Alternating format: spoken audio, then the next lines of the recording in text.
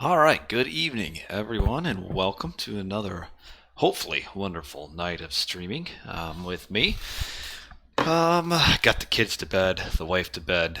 Spent the last about 20 minutes getting ready for the stream tonight, and now here we are. I've got 6 matches for you guys today from RTS League. This is changing back from the AOM Summer Tournament to RTS League. So tonight, 6 games for you, and I've got them there up on the screen. We got starting off will be DoD B versus WKT B. It's kind of a teaser. I mean, neither of those two teams are really looking at making the playoffs, but it's kind of to whet our appetite for the later 2 games, which is .A versus SOEE, both two really good clans, and then F2 versus UCA, which to me is kind of a preview of the finals. Those are my number 1 and number 2 teams, and this is just group stage / pool play, so it's not like the clan that loses is out. This is just regular season, get 3 points for every win. At the end of the season, the top 3 clans in each division move to the playoffs. So that is that, and I think I've got everything ready. We will move over to our RTS League screen, get the chat up, and yeah, it's looking... Oh, there we go. All right. Sometimes we get that black screen. We try to avoid it. All right, so here we go. We're just going to dive right into the first couple games of the night. Probably be talking to myself for a little bit till we get some people rolling in the chat. Season 30, I'm looking at DoD B versus WKTB. Here we go. Oh, I've seen a bunch of Atlanteans showing up on my screen. On Oasis. Surprised there isn't a single Egyptian like a Ra. So on our right, who are we looking at right here? We're looking at the DoD, Deities of Death team. This is their B team, so kind of their second-rate players, I guess you could say. No offense to them. And on our bottom right is our blue color, and he's Narvi, and he is, just to make sure, okay, well this will be pretty easy. DoD is all Aranos, so Narvi is Aranos, flank. Libertine is Aranos, Paquette. And then Evil is Aranos flank. And then if we move over to the other side, our WKTB players got Gladiator Hero. I like some of these names. There is one non-Aranos in this team. That's Draco. So he's Aranos.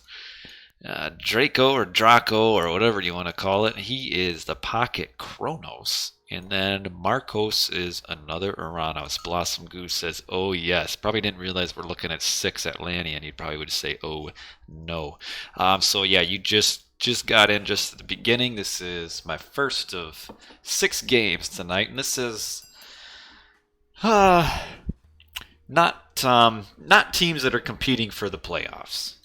This is more of a series to kind of, get ourselves in the groove of things, get used to watching some recorded games tonight, and then my next 2 matches, 4 games total, will be some of the best players playing for playoff spots or such. So, yeah, oh no. Hey, Ozone, so is it really your birthday today? This guy was telling me yesterday his birthday's today. So if it is, and you're not just fooling, happy birthday, man. As far as Atlantean and Archaic Age, there's really not a whole lot to talk about. I mean, you pretty much do the same build every time, except for the Kronos here. He looks like he is going for the 330 rush. What I mean by that is it's technically more like a 340. Try to advance at about 3 minutes 40 seconds. That's when you hit Classical Age. He will time shift his Temple forward, use Valor on the Oracles, and rush at about 340. And then it looks like he will obviously be joined by Marcos, who will help out later. So they are going to rush Narvi. He's got to be careful. There we go. Now he sees who they're up against. Doesn't really matter who he rushes. I mean, they're all Aranos. But they do now know which players are where, because they've got Narvi scouted on the bottom and Evil scouted on the top. I like to see the 330 Kronos rush. I like it. And let's see what time he's actually hitting. Yeah, right around 340 he'll be up. That's pretty standard. He'll want to move another Ville to wood here pretty soon, so he can get those Terma out right on. This is actually a high hunt Oasis. 5 giraffe, and then I noticed it was 5 zebra in the base. I think that's actually the highest hunt you can have on Oasis, is the 5 zebra plus 5 giraffe. And oh, well, there's nothing like surprising the opponent. You might as well just time shift right under his tower. That's a bold time shift there. You'd kind of want to kind of hide the fact that you're doing a 330 rush until, you know, all of a sudden 345 there's your army. But I guess he just, what does it matter? I suppose he's thinking in his head. Just go right in. So actually a very forward gold mine for Narvi. You'll end up getting pushed off of it, which then he'll have to be looking for his back gold mine, which he's got one there and another nice one right there. So he might as well really just kind of get off that gold mine and then just go to this back gold mine and just hope that Draco doesn't notice. He's getting a lot of damage put onto his Promethean here without really doing anything with it. And yeah, I should kill the house first. And then move on probably to the tower. Maybe even try to do deconstruct. I wonder when Narvi is up. That is very important to see. When will Narvi be up? Okay, he'll be up about 440. And here is Liberty. He's going to help out with his own oracles. And yeah, he did move to the back there. But WKT does have that scouted because they got those oracles there. So that house is dead. Used to deconstruct. Ooh, will that be down in time to stop the Promethean? I don't think it will be. Promethean will still spawn. Yeah, just barely. Oh, it was like 2 seconds. 2 seconds too slow. And here are the other sets of oracles here. So we've got 369 oracles just in this very narrow. And what do we got up here? More. We got oracles everywhere fighting each other. So we've got Gladiator and Evil fighting over the forward hunt here for Evil. Looks like Evil is getting the better part of that. And oh, they do have this scouted, but Promethean plus oracles.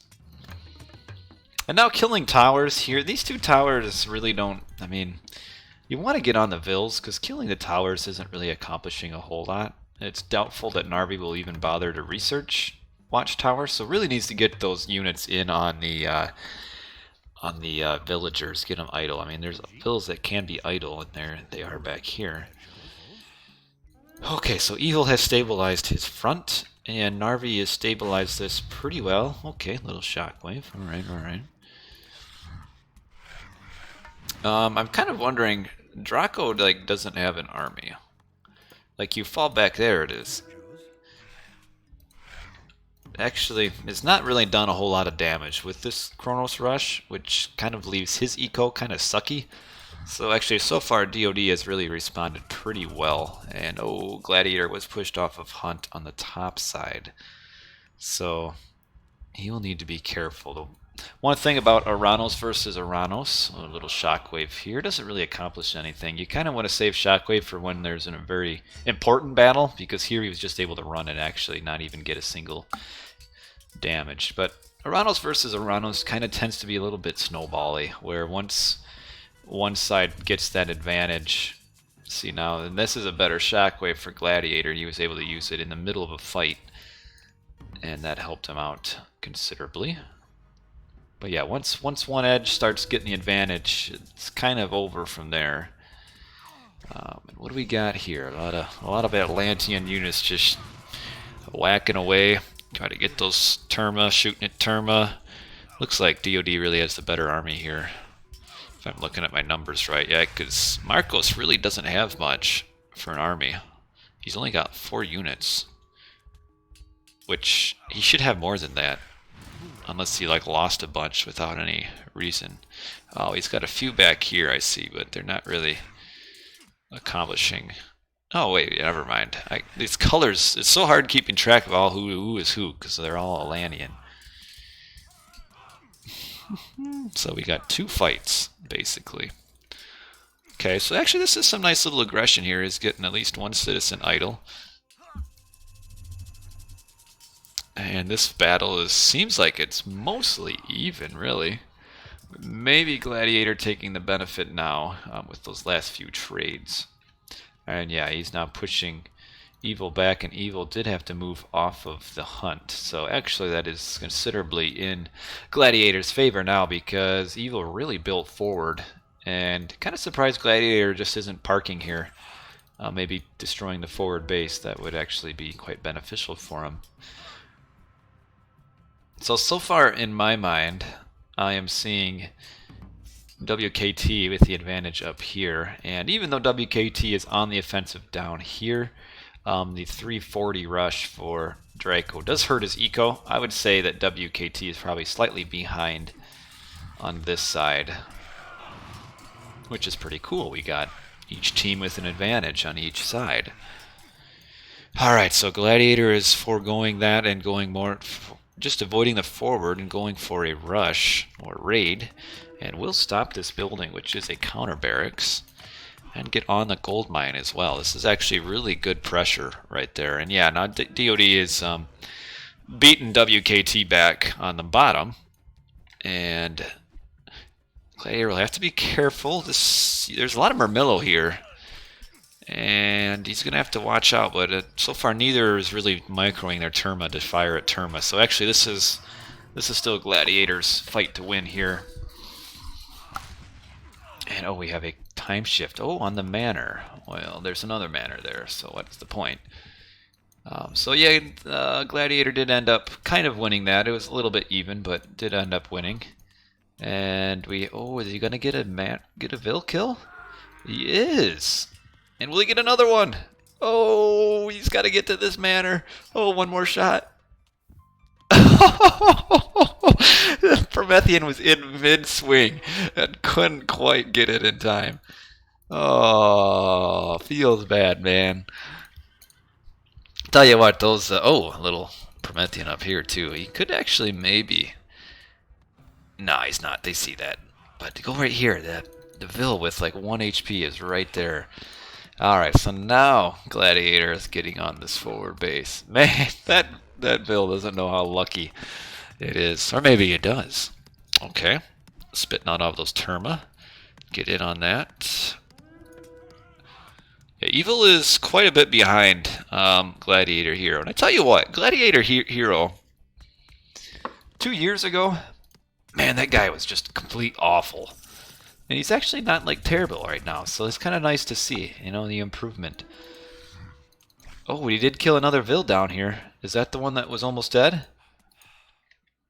Oh, it was. I wonder why he moved the Vil way over here. And then right next to a manor, but didn't see. So they did end up getting that Vil that was almost dead. And again, just really nice pressure by Gladiator here. And DoD is actually now, Narvi losing those few Vils there, which he probably didn't need to lose, is kind of causing him to be behind on this side. And this is going to be, unless there's a shockwave to save these Vils, Narvi is going to lose at least 2 here. And maybe even, he doesn't even notice that this is happening. It might lose a 3rd right here.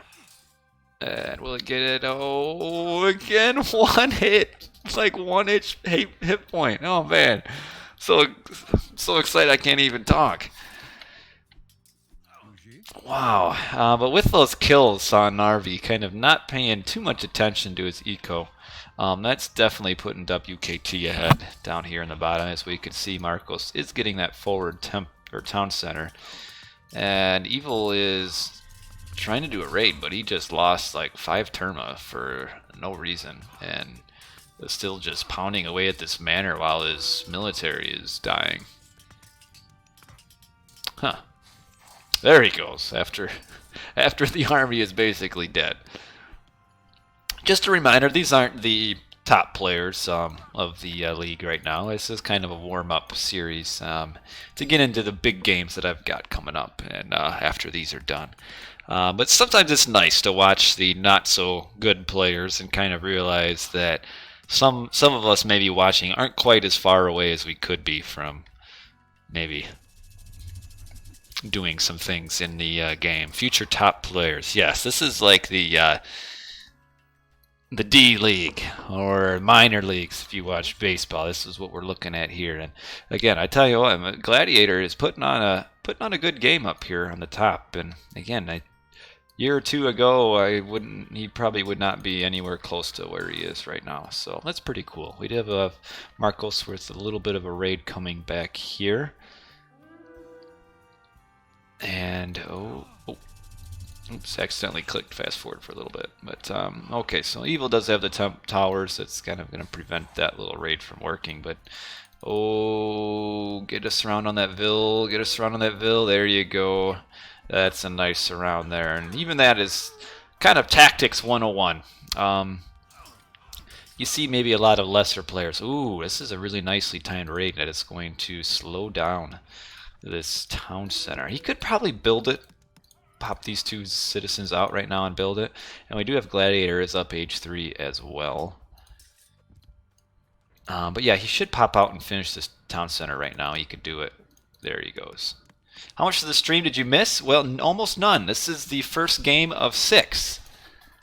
So you showed up right in the beginning. See, there's a reason I kind of started with the second-rate games to watch, so that it gives time for people to roll on in. And we will kind of whet our appetite with the minor league RTS league games, and then get into the big boys and game 3, 4, 5, and 6.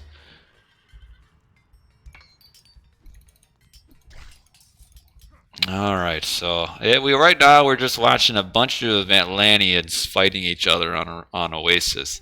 Again, very surprised that we didn't see like a Ra. At least somebody choose Ra. I mean, Ra in team games on Oasis, you really almost have to try to not do well. And Evil, you could tell he's a little bit more of an experienced player than Narvi. Narvi just a little bit delayed in responding to raids and stuff. Evil garrisoned as soon as he saw those units show up. But Evil is way behind Gladiator right now. Really, he's going to have a hard time getting any of his town centers. He might be able to get his back one eventually, but he's in a bit of a rough spot. And down the bottom, DoD is holding decently, but they haven't ever been able to fight out of this 340 Kronos rush, and haven't been able to fight out. Evil is up with Hyperion as well, so we have our first two heroic age guys up here. This is not going to be a good fight for Evil because he doesn't have the myth unit. Does use Chaos, which actually he could almost, well, no, there's too many Mermillo. But actually that Chaos Satyr is actually doing a lot of damage in the back. I'm killing quite a few units, and Evil should be fighting right now. Like he could get a lot of damage in on these units while they were fighting the Satyr. And man, look at this! Just if you want to see Terma fighting Terma and Prometheon, this is your game right here. Just look at those massive Terma just shooting and probably badly overkilling units. This is just bloodshed. The Atlantean sausage fest.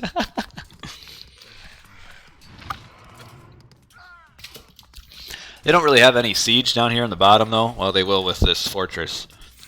And okay, Evil is just doing for a random raid right here.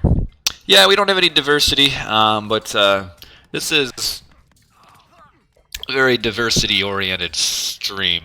I enjoy diversity, so hopefully we'll see some diversity in our next game. Just kind of weird that they went 6 Atlantean on Oasis. Like, man, a Ra would just be so strong. So Evil might be getting his back. Yeah, he is getting his back town center. I mean, but still, we're still watching AOM, and we like that. But Narvi is way behind, losing a lot of Vils. There's 2 more dead.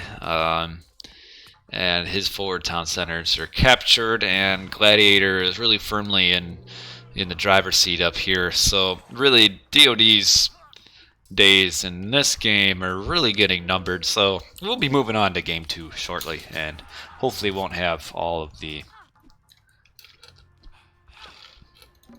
well, at least won't have all the Atlanteans from next game. But right here, nice little raid on the back, and we have a Chaos that was used. Evil is actually up Oh, does not get his town center. So while he prevents this town center in the back, his own town center is also prevented. And Narvi, yeah, just his eco is just in shambles. Look at all these buildings here, though. There's a ton of buildings, but his eco just non-existent. Alright, so Evil does have a Tartarian gate to use somewhere.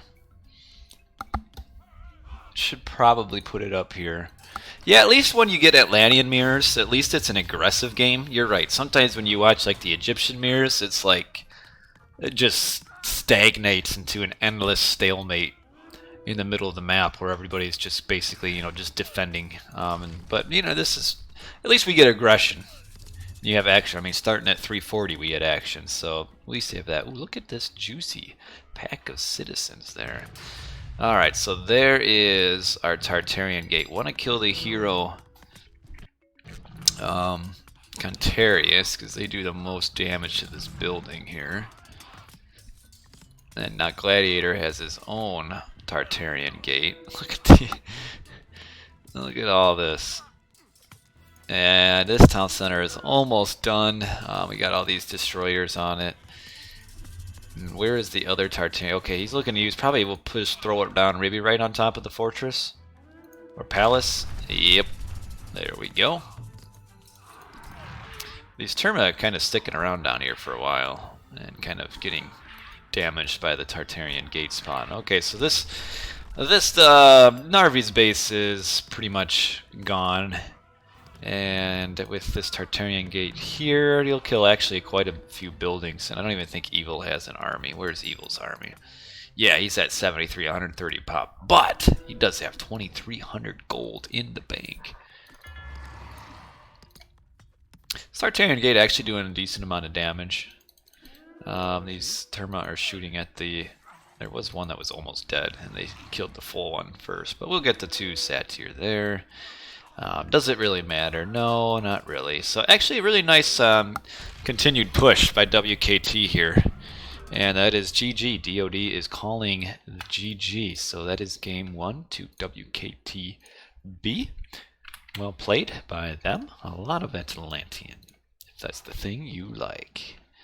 So let's take a look at our post-game. Narvi just wasn't ever able to quite solidify. He got the initial response to the 340 rush was pretty good, but just lost a lot of citizens, and we can see that there. He lost a lot of citizens after the initial rush, and you can see just WKT just getting better eco and probably getting the better army accounts too. Yeah, just overall always had a little bit more army.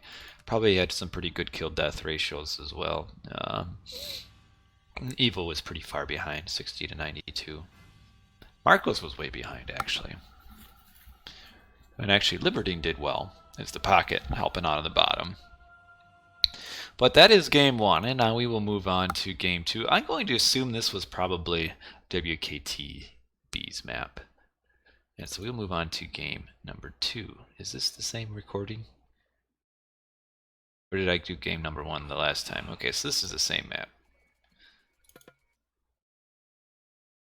Alright, so this happens from time to time on the stream where I will put the same game in. I think this is the same game. Let me just double check and make sure.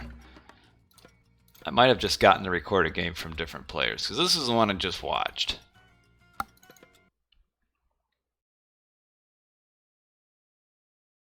It looking like it's the same one. I just downloaded it from different people. Alright, yep. So we will have to... I don't know how I do this sometimes. Alrighty, so actually let me... so you guys don't see the spoilers potentially. Let me get on the overlay here real quick. Oh, that's the wrong overlay. There we go. I will download the proper game here. My bad. Sometimes these things happen. There we go. Okay, I'm looking for...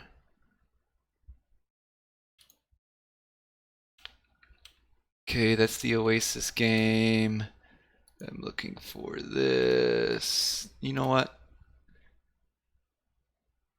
That's why. So it's not my fault. It's for some reason both of the games were the same ones on Voobly, so I'm going to have to go to RTS League and download it from there. Go to media. Oh, no. Make replays.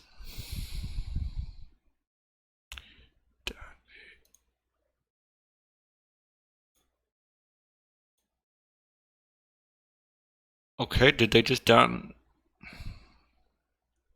Here's the right game. Alrighty. So it was not my fault. The same game was uploaded twice, but I have found the appropriate game. There is a game file thing. Well, that's cool. I don't have it, obviously.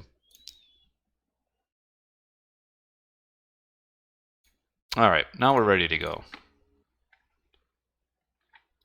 I get a guy following while I'm in the midst of my technical difficulties.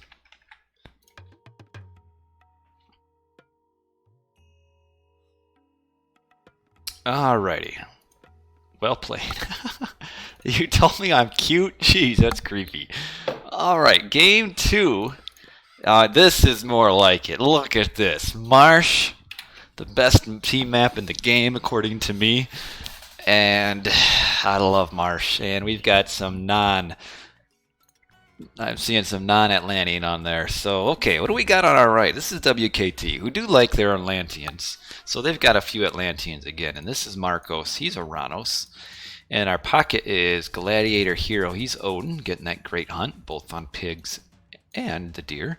And then the bottom is Draco, and he's Kronos. So actually, it's the same gods except for Gladiator on this team. He switched from Oranos to Oranos to Odin.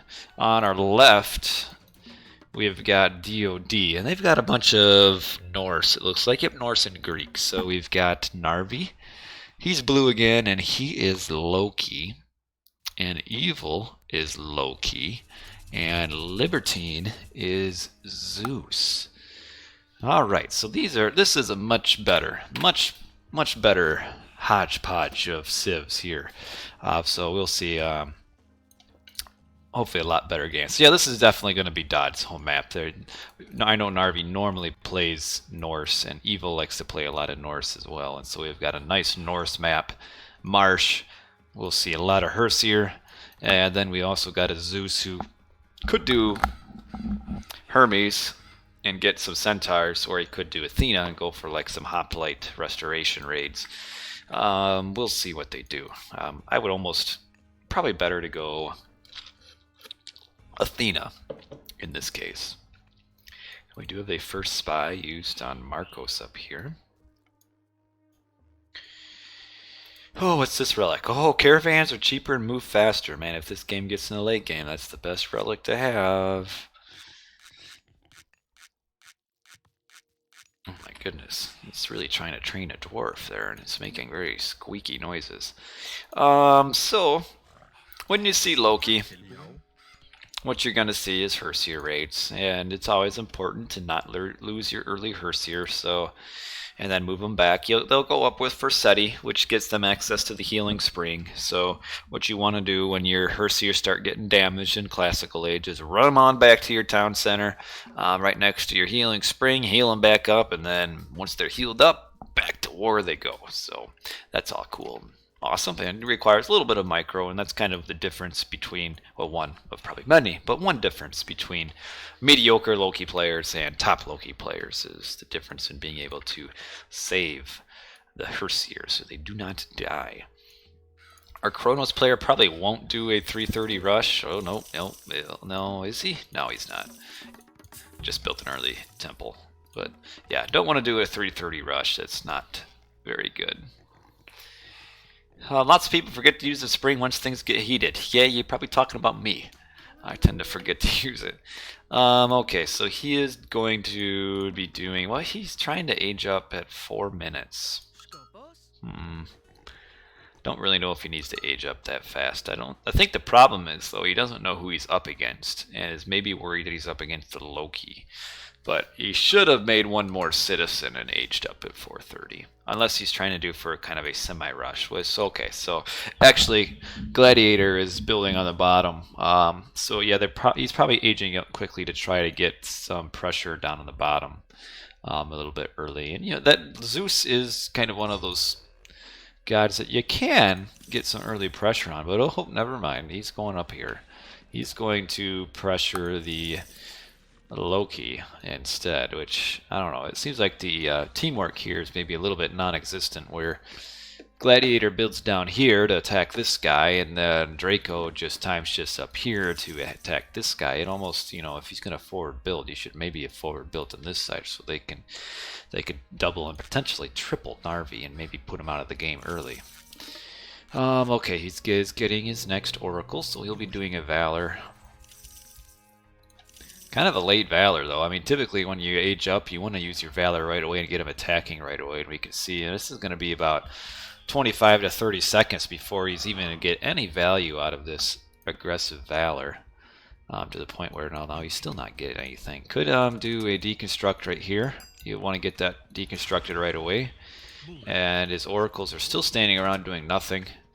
And want to get, when you're up against North, say, hey, what's up, Dark Risen? You want to get their houses.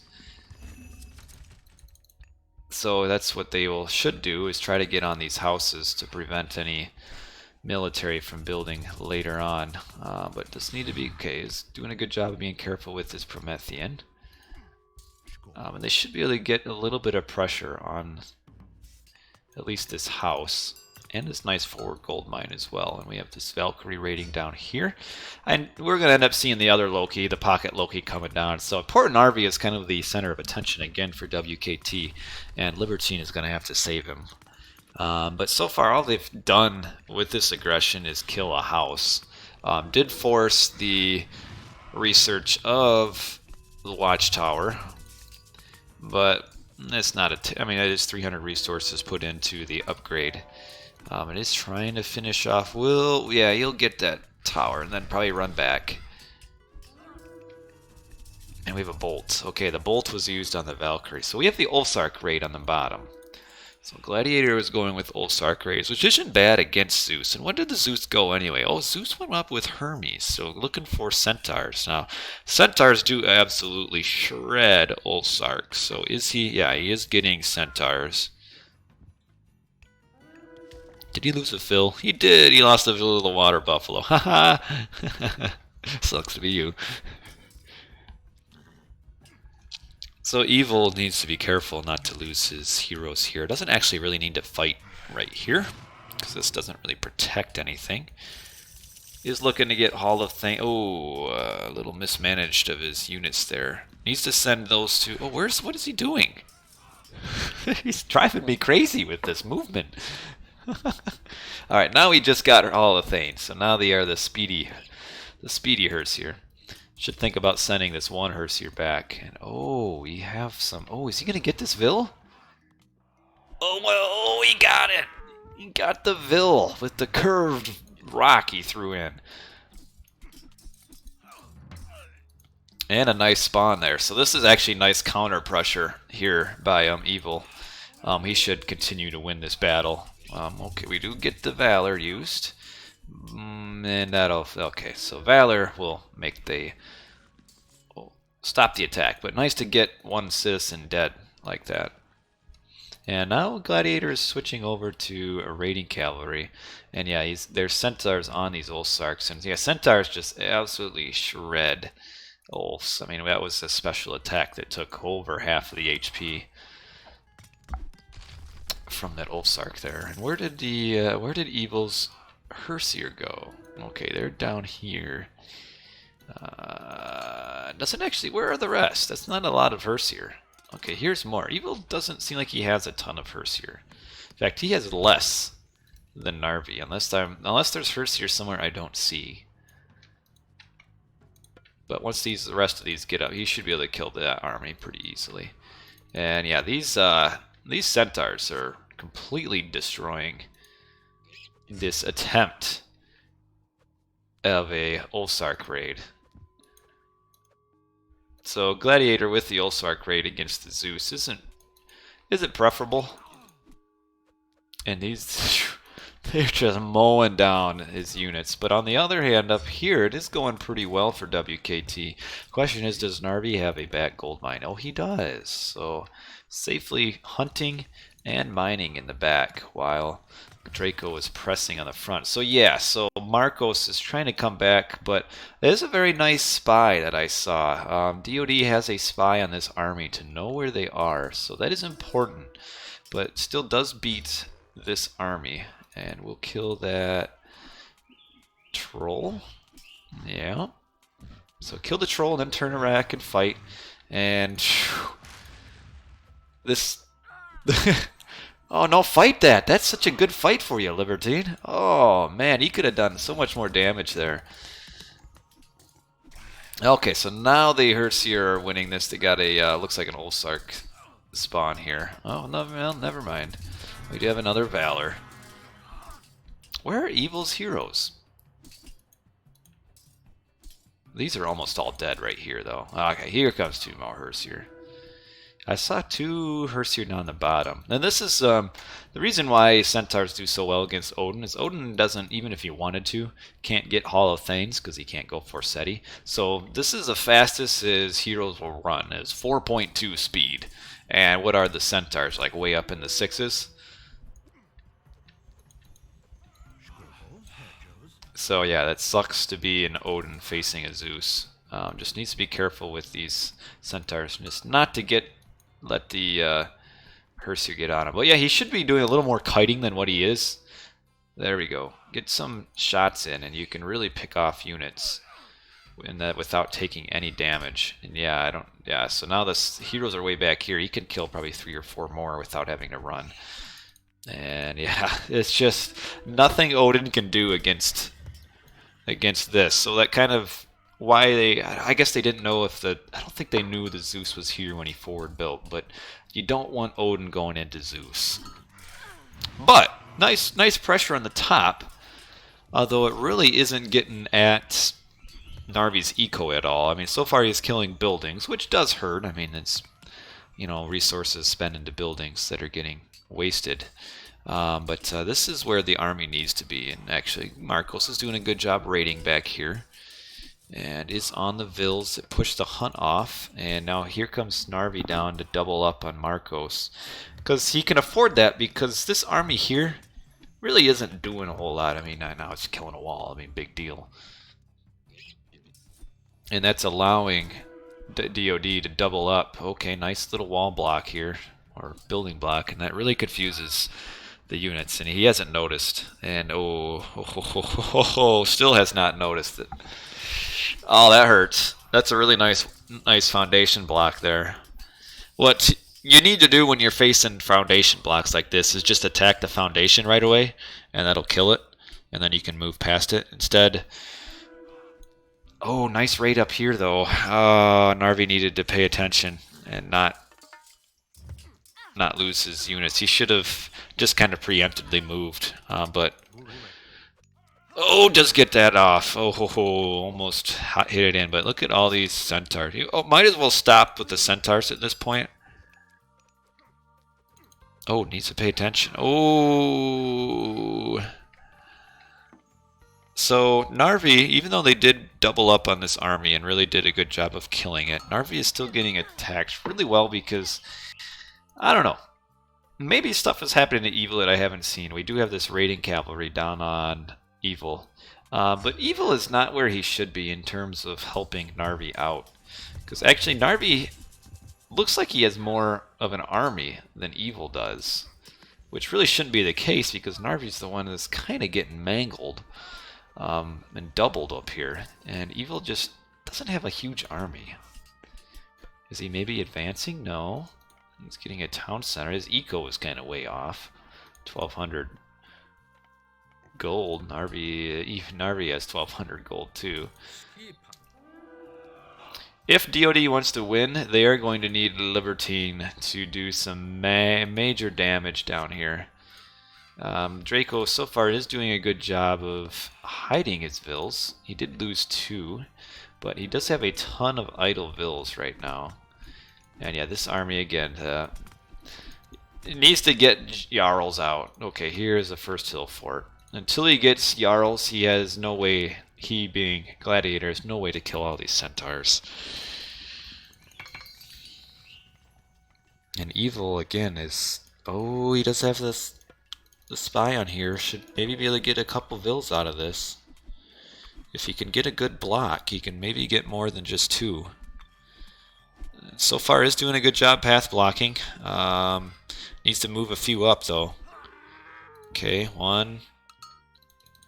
Try to maybe save. Oh, gonna do another. Yes.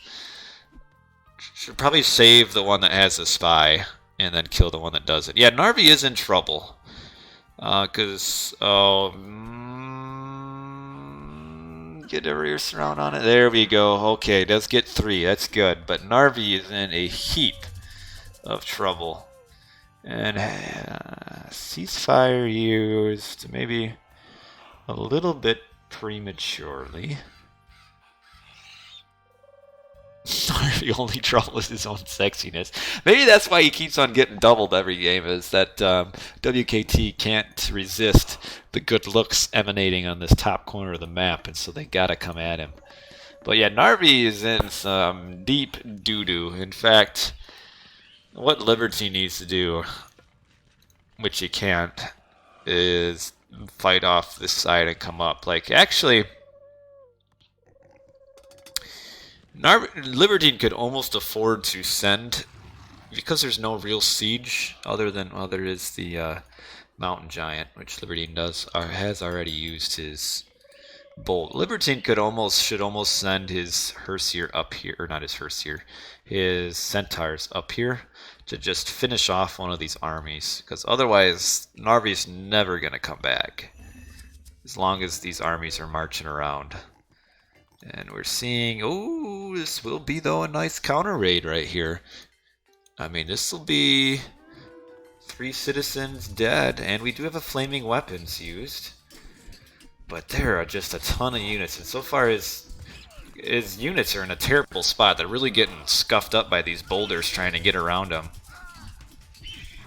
And so many of his Herseer are idle and not actually fighting. And a really nice raid here. Does want to... Oh, you want to finish that off. And now, okay, now he's got his army past the boulders there, and that is turning out really well for him. So they might be able to do a little bit of a counter push now. Once you get your one Loki in... Oh, Walking Woods down here. Ooh, Libertine's got to have to be careful, though. Does he have his heroes? His Toxotes are getting smacked up there. Oh, 2 citizens dead. Now needs to run his centaurs back really fast. Need to get him back to your base, otherwise you're going to lose your town center. Trying to get on that mountain giant, it looks like, but needs to be careful with his vills here. So once you get the battle boar out, Atlanteans struggle with all the battle boar, and it kind of just becomes that snowball into an avalanche. But now Libertine is, maybe a bit of an early resign. Where did all his centaurs go? Did he lose them all?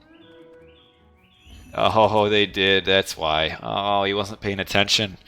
And he lost all of his centaur to these Jarls. And without the sense, he was not going to be able to defend this. And even though his buddies up here are finally pushing back, Libertine was just a little bit too much out of position. And he lost all of his centaurs while I was not watching, and apparently he was not watching either. With the sense, he could maybe hold long enough for his allies to come down and help. Without the sense, though, he couldn't. And really that comes down to, I think the ceasefire was used prematurely. I don't really think it needed to be used quite when it was. Maybe he could have ended up saving it. But anyway, that is going to be the game. But yeah, that's too bad because Evil is just now... Judy is just now getting a hold of the top side. But it was just a little too late. And Libertine just couldn't quite last long enough. But But yeah, once those Jarls come out, that's when Odin doth shine. He gets those Jarls out with all their Odin bonuses, plus extra 27 hit points. Really makes them actually pretty good tanks. But yeah, just wasn't able to show up quite in time. I don't know. It still would have been nice for Libertine maybe to not resign, but I think when he realized, I think it was probably, oh crap, I just realized all my centaurs dead, and I've got this army in my base. What's the point? Kind of maybe a frustration, resign. Though he didn't really have an army either, so losing those centaurs probably did kind of cost it on the bottom. But now we got just a ton of Jarls. And Gladiator in a really good spot too. He's got 2-3 town centers and not quite really good eco, but yeah, I guess DoD is just kind of playing on for a little bit of respect, or I don't know, but Evil is thrown at it, and that is GG. So 2-0 victory for WKT B. All right, so that game was a lot more fun to watch than the first game. So GG, well played by WKT. DoD had their chances, but Evil was just a little bit too slow, I felt like, to help out Narvi on the back end. And Narvi getting raided all this time really slowed him down a long time. And then Libertine probably should have. I don't think he ever actually grabbed its second town center. When you're going to be doing your Centaur rush, usually after you make your maybe about 3 or 4 Centaurs, you should get another town center. And he never got that second town center, which did hurt his eco. And once the Centaurs were dead, he had like nothing. And PT Marcos, I assume, is probably WKT Marcos, says GG. Watching himself win. Isn't that awesome? Get to watch yourself win on stream.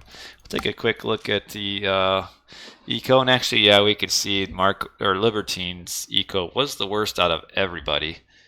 And that's courtesy of Centaurs. Are pretty resource intensive. A lot of favors required for them to continue with all. I mean, what did he have? Like 10 cents. And then never got that second town center.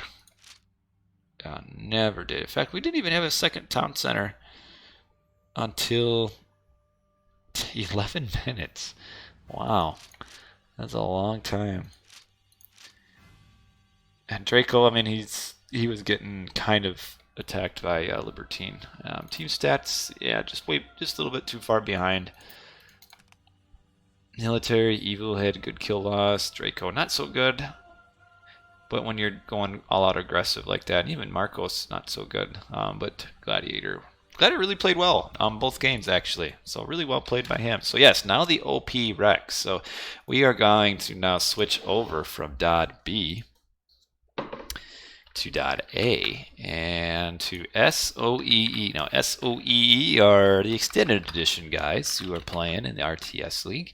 That's what SOEE stands for, is straight out of extended edition against DoD A. So this will be, yeah, the fact you're right. Blue had more eco than Libertine, and Libertine really didn't get attacked. But you know what? That's all right. I didn't play, so I can say if I would have played, I would have been pure awesomeness. But then when I do play, I suck. So, you know, it's all right. Finishing up my smoothie. We'll move on. So DODA versus SOEE. This is a very important series for SOEE. This is top 3 in each division make the playoffs. I'd say DoD and JSS are the top runners in their division. And so third is kind of a toss-up between probably SOEE and UCA-B. That's my mind. But if SOEE can get a game or two off of DoD, that would really help out come maybe late season tiebreakers. But we will see what happens. What flavor I have no idea. My wife just puts all sorts of stuff in the blender, turns the blender on, and out comes the smoothie. So it's probably got, I don't know. I really can't even place it. Like there's probably a little bit of, no, I don't think there's banana. I don't taste banana, but spinach, kale, blueberries, strawberries. I mean, just all sorts of stuff. Oh, hold on. I got my things here. I've got the I named them wrong. Okay. I don't even know if the standings are very updated. SOE hasn't played very many games, so sometimes the standings are a little bit out of aren't current, depending on if recorded games are uploaded. But anyway, what are we looking at here? This is Anatolia, and we are looking at SOEE on the bottom. So Mr. Tusk's Revenge, that is Cyclone. I will refer to him as Cyclone. And Cyclone, I'm sure, is Uranos. Oh, no, he's Gaia. Never mind, I should have known that because of the green. So Gaia. And our pocket is Luyendula, and he is Isis. And the other side is Sun Tzu, and he is Thor. All right, these are actually a nice collection of gods for this map. I like the Gaia on water. Very efficient. A little bit more efficient early game than Uranos, but Gaia does kind of fall off late game because of the lack of any sort of real military bonus. It's all eco, which helps early on, but in team games, but towards the end, once everybody gets their ecos, then you need your military bonus, and Gaia doesn't really have that. But Thor is real solid in team game Anatolia. You can get some nice fast rags if you really want. And Isis too, you can't really ever go wrong on Isis, though I'd almost maybe prefer to see a Ra on this as opposed to Isis. But what are we looking at on the top? So the top is the Deities of Death, Team A, and Foxy is actually the pocket, and he's probably Isis. Yep, he is. And then on the other end is Joe, and he's Isis as well. And then Shelty is maybe Loki? Yep, so Isis, Loki versus Uranos, Isis, Thor. On Anatolia. Yes, it is the old Cyclone. He still plays on the extended edition. I think he was gone for a while maybe and then came back. I'm not really sure. But he plays pretty regularly on the extended edition under Mr. Tusk's Revenge. He actually streams quite a bit. I think his stream name is Mr. Tusk's Revenge, which I don't know. Maybe you guys could explain it to me. I never bothered. But is there some sort of like meaning behind Mr. Tusk's Revenge that like me living under a rock I just never heard of? Because the name doesn't make much sense to me. But there's probably it probably means something, or it's from a movie or a TV show or who knows what, or the Avengers. I don't know. I'm not a big movie or TV guy. Oh, who is Cyclone? So Cyclone's a very old player. Probably not quite as old as me, but he was in the top 20 Age of Mythology rankings back towards kind of the end of Titans. So probably the end of 2005 is when he first started getting top 20. And then he continued to be in the top for a couple years after that. And then I think probably just stopped for a while and then came back. So he's a very old Uranos expert. Used to always do a very fast Titan. He would get that was kind of, yeah, he was number one as Uranos. You're right. That was kind of his game style, was the Uranos early aggression, get the advantage, and then just kind of jump straight to Mythic and get the Titan out before the enemy could get a Titan, just because of the early advantage. And then once you get that Titan stomping around in your base, you're kind of screwed. So that was kind of what he used to do. He's probably not quite as good as what he used to be, I would assume. Old age does things, and then when you're not 15 and playing games all day, you probably aren't quite as good at games anymore. That's my excuse anyway. I'm going to stick to it. But what are we going to see as far as strategies here? Really, are the Gaia into Isis. The Gaia is, if the Gaia wants to have a chance in this matchup, will probably have to win water, and that's tough against Isis.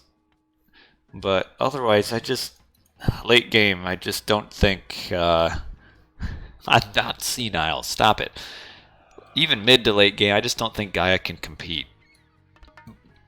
Then we'll have to go hard on water is what I think he would need to do. Go hard on water and get early aggression followed in by some eco. And on the bottom side, we actually have, this is the double side. So typically in, oh yeah, he is going hard on water, it looks like. Definitely with the forward docks. So that's the right play for him. And on the bottom side, we'll probably see a pretty good fight on the water as well. You really can't afford to lose the double side. Whichever side your team double docks on, you really can't afford to lose it. Because if you have two players on your team off of water, you're really in a bad spot. So we'll see what happens in the bottom. Though oftentimes, because of it's so narrow, a lot of times you just see both teams just pack up boats, and then it just kind of becomes a stalemate in the middle where these boats are just kind of looking at each other. So yeah, we do see some really heavy early pressure. We'll probably see some of the... Oh, ran past that Vil. Oh, there you go. Did notice. Good job. Good job.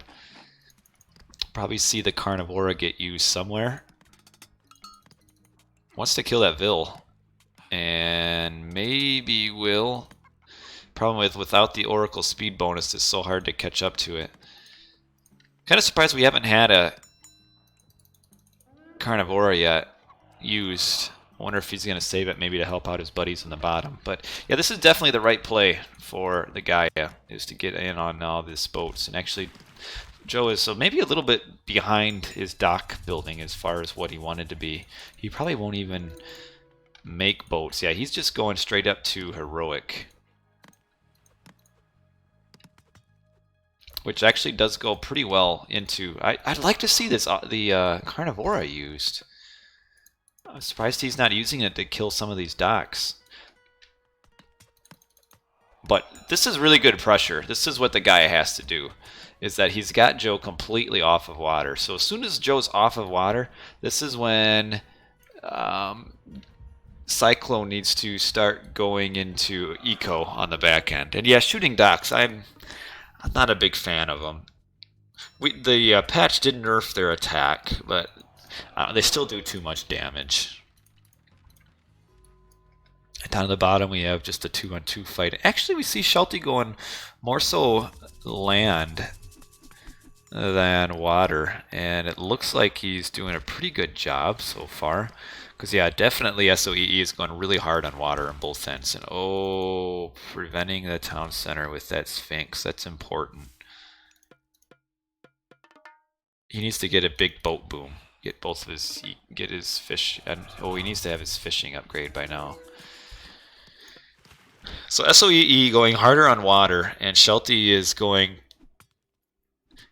hard on land. And so far, it looks like he's doing pretty well on land, and also DoD is holding on water. And you could almost actually do Ancestors Eclipse on Sun Tzu right now and just demolish him. And instead, he's doing it on the Gaia, which will do some damage, and mainly cause idle Vils and stuff. But I don't know, if it were me, I would have been tempted just to do Ancestors Eclipse here. That would have been the end of the town center, I would think. And essentially, Fox is holding on mostly kind of a 2-on-1 on the water. There's a little bit from Shelty here, but it's mostly Fox.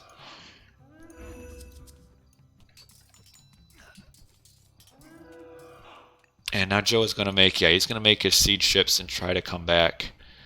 Yeah, right. Fox is doing really well defending on the water.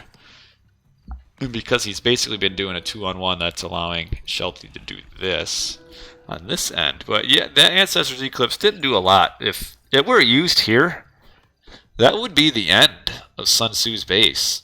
Because Ancestors Eclipse plus the hearse here, that would have killed the town center. But what it does do is it does do a lot of idle time for Cyclone. And this isn't a good fight for him right now. He needs to just stay on the eco.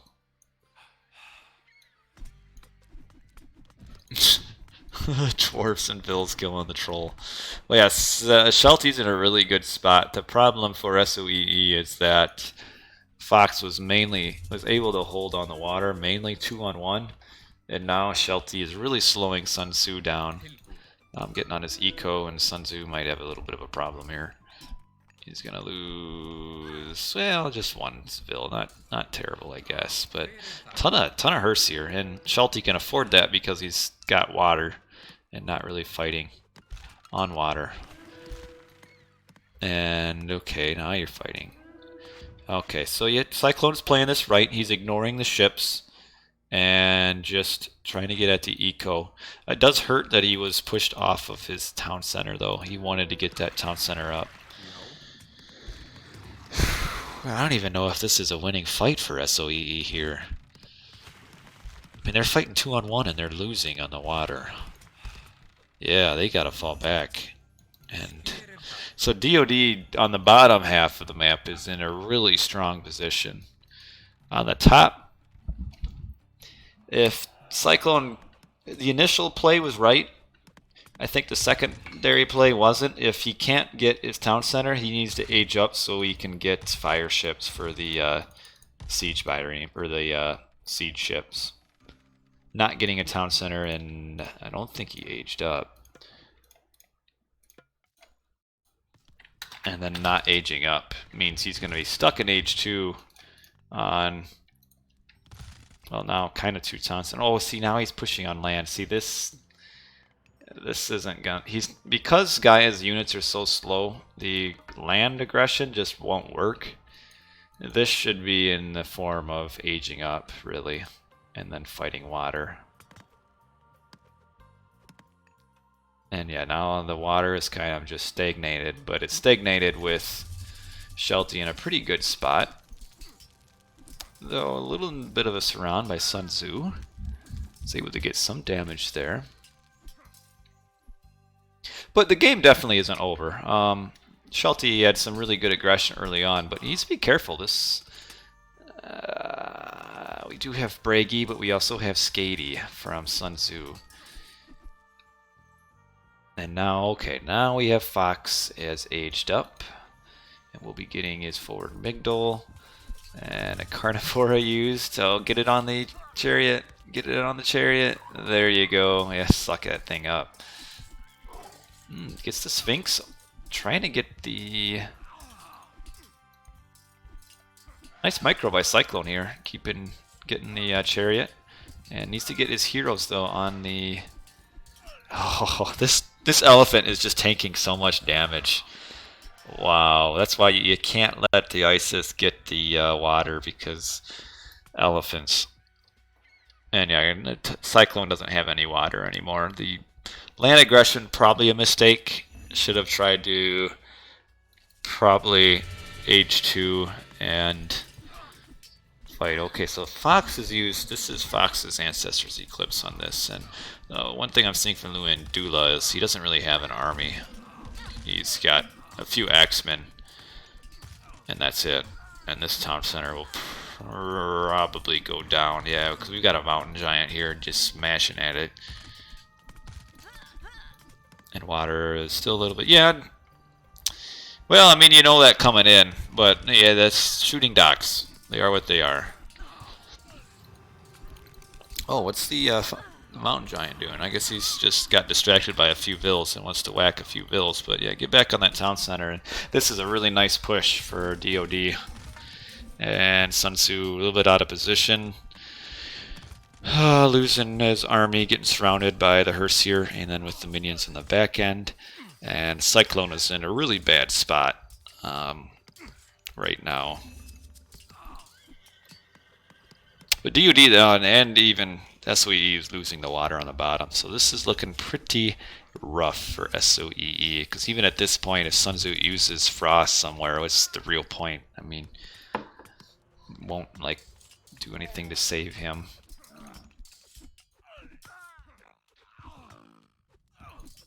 Needs Cataspeltes. the Terma need to end, and the Catapultes need to be trained instead. And we got a few mercs, and I don't even know if he's going to be able to prevent this. Should just build an eco guild right next to this town center so it can't be built. Or what is he building? A barracks, because the lush will prevent that from being built. But yeah, with SOE losing now both sides of water, yeah, and they aren't winning on land either. Let me just put it this way. If you're losing water and losing land, the future is not wide open. What is the best god for a noob? Probably Uranos.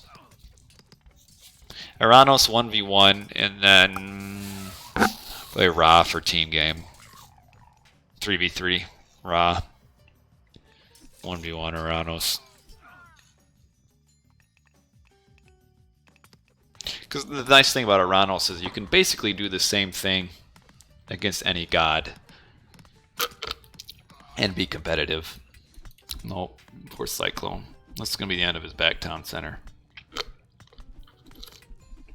Really well played by DoD, especially this bottom side. The fact that Fox was able to hold on water, essentially 2-on-1, was huge. Because that allowed Shelty to get all of the map control. And yes, Cyclone lost his back town center. He's just kind of neutral on the top.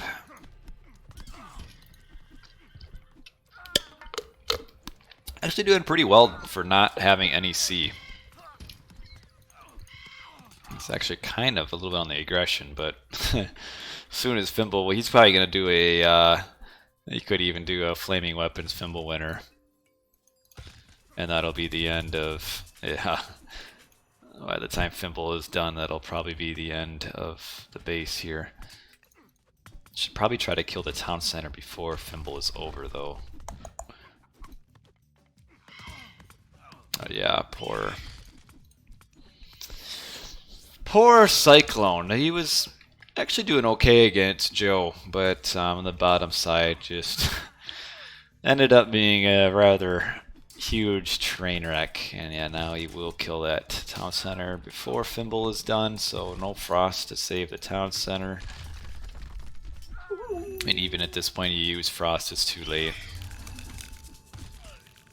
Yeah, so Frost is used, but it's not like he's going to be able to rebuild his town center in the time that Frost is down. So, actually, still being at 0 town centers is actually at a better spot than Joe. So, Cyclone's a good player. He's still by score ahead of Joe. He's about to fall behind, despite getting absolutely wrecked by Shelty on the back end. So yeah, let down by his teammates, that's for sure. That guy isn't bad on the patch. Yeah. And yeah, you're right. So now that Shelty's all over here, Fox is... I mean, well, Luandula doesn't have anything. I mean, somehow Luandula at 17 minutes into a Anatolia game is still in classical age. That's not good. 17 minutes as an Egyptian and you're in classical age on Anatolia. That tells you that there are some problems. So really well played by DoD this game. I'd say, as far as my overall RTS League rankings, I'd put F2 as number 1, UCA A number 2, and then DoD number 3. And this is a really good showing by DoD. Good showing by DoD and Cyclone, and that's about it. The bottom half, a little bit. I'd say probably Luandula was the weak link on this game. I mean, the fact that you're in heroic age, or at classical age, now coming up to 18 minutes. Kind of surprised SOEE is not calling it quits, so that we, right now, could move. They should think of us, so that we can move on to the next game. I mean, DoD even has a trade route, and SOEE has one. Is that really the only one? Oh, no, no, the rest are right here, just idle, because there's no town center to trade with over here. Axe is going to walk all the way over here and then realize, dang it, a waste of time. And now Shelty gets the front town center. So, man, that was some demolition by DoD. If SOEE wants to impress, they're going to have to play a lot better in game 2. So, well done. DoD, game 1. Eco DoD will be behind because they have 2 Egyptians. That's pretty standard. It'd be interesting to compare Joe and Tuss Revenge. And yeah, we can see. I still think that Cyclone should have, rather than doing a land army, should have done a heroic to fight on water. But maybe, I don't know. Yes, there's a reason I'm watching and not playing. Kill-loss ratio, Fox really good. Holy cow. Sun Tzu not so good. Lulian Dula, 47 killed, 126 lost. Ouch, that hurts. We will move on to game number 2. And okay, Tundra. Alright, so we are actually so far not a repeat map tonight through 4 games. That's nice to see. So Tundra kind of plays like Marsh, just not quite as much hunt. Though this is some nice starting hunt. 3 Aurochs and your Caribou. So Joe is probably Isis again. No. Joe is set. And Shelty as our pocket player is Loki. And Foxy is not in the game at all. And it's actually Heimdall. And he is Uranus. Heimdall pretty good. Probably not as good as Fox overall. But not bad. Heimdall's pretty solid. On the bottom, it is the same 3 players. We'll see if they do better this game. We've got Loki Pocket, and that is being played by Sun Tzu. And then we've got double. He's surrounded by 2 Uranus. On our left is Lulian Dula. See if he does a better Uranus than Isis. And our right is Mr. Cyclone, our hero. So Loki, Uranus, set, Loki, Uranus. This is going to be a pretty aggressive game, I feel like. We got 5 rushing civs and then 1 map control civ with set. So we are going to see lots of aggression, and set probably trying to get an early shift forward maybe. It's not as strong against Uranus, I guess. But maybe trying to get a town center early on. This town center doesn't protect anything. This one kind of protects the hunt. And this one kind of protects the hunt as well. Like gold mine, unfortunately, on the wrong side of these trees. So no town centers that protect gold except for this one. That's too far. So yeah, probably would see the set maybe do some early shift aggression to give him time to grab a town center, and maybe this one. But could get a little bit starved with gold potentially. The closest back gold mine is way back here, and then the forward ones are way up here. Building a granary. How are we looking at 4 town centers anyway? So 1, 2, 3, 4, 5, 6. These 2 town centers pretty close. Right here, so this will be a wild place to get map control of. Sun Tzu does have some pretty good Loki. We'll see if he can match up with Shelty. Shelty, probably the best Loki playing now, I would think. So we'll see how Sun Tzu is able to match up with that. Loki can really do some damage to Uranus once those heroes from the Valors die. Following that is kind of a struggle for Atlantean with myth units, particularly the Heroic Age Battle Boar. What relics do we got? Would gold gather faster? That's pointless. That's not too good either. Okay, I'm looking for like the villagers get food faster from farms. Not too bad. Not really seeing anything too crazy for our relics. Nothing super awesome. I'm kind of missing a few though. I think I only found, what was this one? Maybe I have found them all. Yeah, I've got them all and there's nothing too awesome. Heimdall trying to get his pickaxe, really desperately trying to get it. There, he's got it. So Heimdall will be up about 4:30. Gonna be interested to see what Cyclone will be doing. Cyclone should be able to beat Heimdall one-on-one. Cyclone is advancing just slightly faster. So really, to me, the difference in the game is going to be the Loki. What can the pocket Lokis do?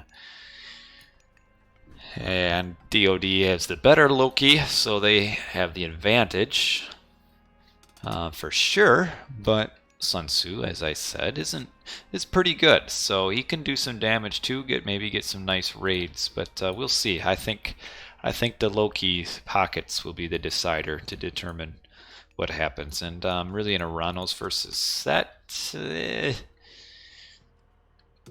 Eventually, in Set's favor, the Uranos is going to want to... Oh, okay, so we have the vision. Is he going to be doing a shift? Yep, he is. Right on top of one citizen. It'll be... Yep. There he goes. So that citizen's dead. Kind of a slow advance. Oh, maybe he did a 4:30. You almost have to go up at 4 minutes if you don't want to get shifted and lose a citizen right away. Kind of surprised Joe didn't continue the aggression down here. He could have caused a little bit more mayhem with all these citizens going idle. But instead he is valuing not losing his army. So you will shift to kill a citizen. Now, is using a god power to kill a citizen worth it? If it gets him the time he needs to get that set train rolling, it probably. So he ends up getting the back town center. So far we've got a few Herseers fighting Herseers, with Sheltie getting the very early advantage in that. And now we have the Valor coming here, trying to do something. Really, Luyendula should probably try to get on the Sheltie. Sun Tzu is using Healing Springs. Tundra is a pretty good size map, though.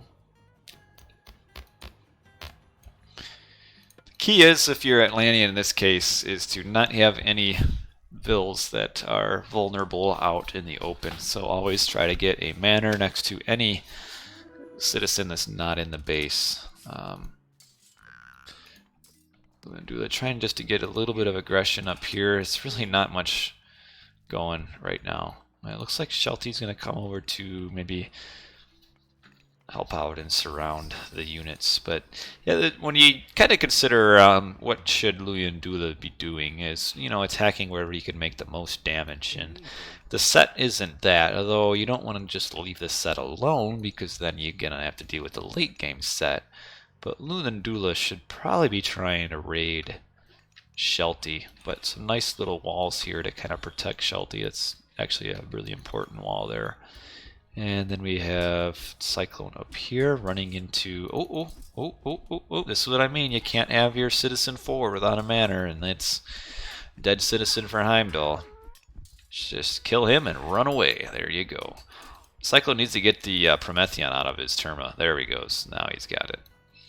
Just kind of slowing him down. So they do have line of sight of this back hunt here, and this is where this aggression here is just so pointless for Luyendula. I mean, he's killing an Auroch and losing his army, or kind of losing it. Did actually manage to pick off one vill, but imagine if this group was out in the back raiding and could get on that. That would be good. And Cyclone has pushed Heimdall off of this hunt as well. And he knows this citizen is up here, but we have this manor that will protect that. Nice shockwave to get 1, 2, 3, 4 units, so that's pretty good. And Cyclone forcing 3 citizens idle. Uh-oh, here come these Herseer up here, and Shelty sees it and is running. Little Promethean's causing some problems there. It's almost worth it just to sit on this and not even bother moving. I mean, as long as he's sitting here, those 3 citizens were idle. But I see what he's trying to do. He wants to keep this raid going, and it's a nice raid on Shelty here. And what is Shelty's response? Is right now he's down here. Oh ho ho! Is killing 1 citizen. I need to get that manor there. Kills 1 citizen, gets another idle. And where is Red's army? Is coming all the way back to try to respond. And is having some more idleness. Needs to be careful with his Terma. And Shelty losing more Herseer here. This isn't a good fight for him.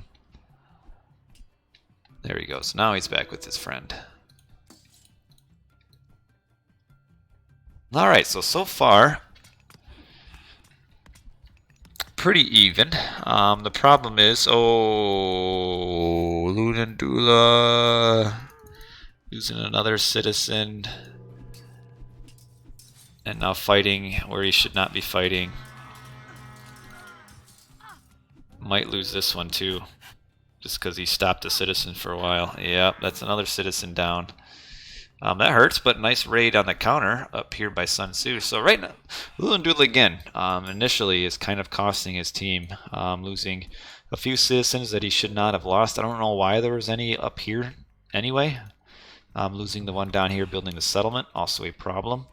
And then not really doing anything to damage in the meantime. And now the 1 town center, Oranos, is going to be facing the 2 town center set.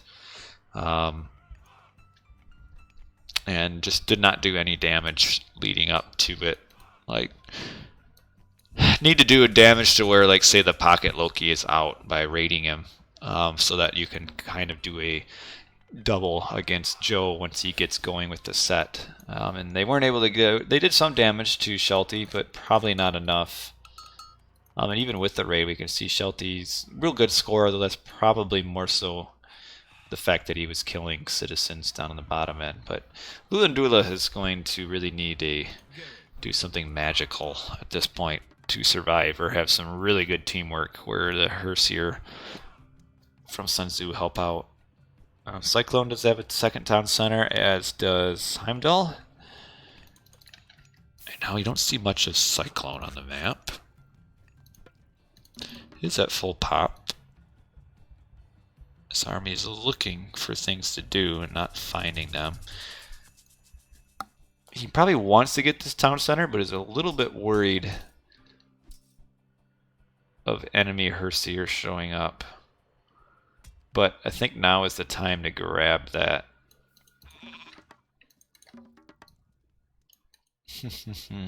Herseer chasing Herseer.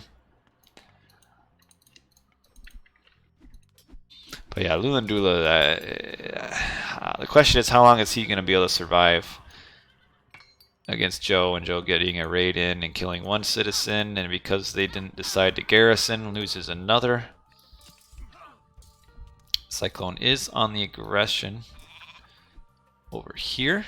Oh, this is a big fight. Probably a well-timed shockwave. Does... Oh, Heimdall doesn't have shockwave up. Probably a winning fight for Heimdall, though, here. It's close. No, I guess it is going Cyclone's way. He's got the proms. That's what's the difference, is the Promethean. Needs to kill that other hero here, though. Get there. There you go. Get it. Oh, not quite kill it yet. The 1 unit shockwave. And ends up going, actually, after all of that, into Heimdall's kind of favor. It was maybe a little bit neutral. And in the back end, we had a big fight down here. Sun Tzu versus Shelty. Sun Tzu trying to get on this mine, but in trying to, he's just losing his army. Might end up victorious. Get a nice Valk spawn here. Yep, he's going to be victorious, actually. But Louis and Dula's days are numbered. And now Shelty's showing up, and then he also just, I mean, the dwarves can kind of just soak up damage for a while. But yeah, down here on the bottom, we are looking at probably nearing the end of Luandula's life on this Tundra. We have ancestors being used. Sun Tzu needs to come over here and help out. These Terma are just gonna die to this ancestors. Sun Tzu may be a little bit slow to help out over here. I think he maybe sent a little bit too much Herseer up here. And just kind of, his army canceled out Shelties for a while. And in the meantime, we're in a bit of a pickle down here in the bottom. And we still have just this big fight right here going on right here. The Promethean are still tanking a bunch of damage. And with Heimdall not having a hero,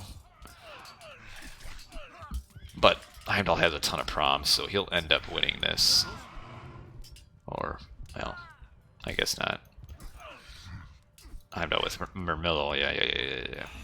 Not having any hero, I guess, hurts, but this is kind of where the important part of the game is. Right now we see that Luandula is just getting rolled. He scores almost getting doubled up by the set right now. Just lost too many citizens early. Really probably should have... No, you can't go for an archaic town center because of the enemy shift. But yeah, Luandula is dead. He could have played a lot better than what he did. But Set versus Uranos on a team game, even 1v1, is in Set's favor. So it's a tough matchup to go into, but he was too slow to get his town center, mainly because it was a really well-timed raid by Shelty to get on that, which slowed him down even further along with losing citizens. And Cyclone is getting pushed back now by kind of the duo Battle Boar Heimdall army here.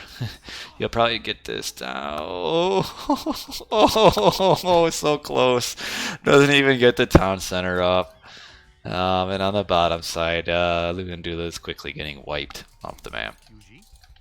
And I mean, even if he would have built that town center up, the Battle Boar would have just killed it. But wow, on DoD, really looking good in these two games. Wow. And SOEE not.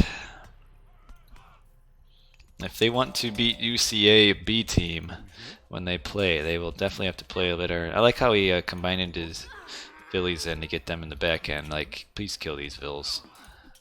Oh, well, they'll just get back here. But yeah, it's SOEE fighting to the bitter end, I guess. And it is a very bitter end. Sun Tzu still raiding on the back. Which is doing some work, I guess, but Christmas, you see, using flaming weapons. This will be a good flaming weapons, I think. Well, no, he's only got like 4 horse here anymore. And meanwhile, this town center is going up right next to this Battle Boar. Like, you'd kind of want to get this Battle Boar fighting in the town center.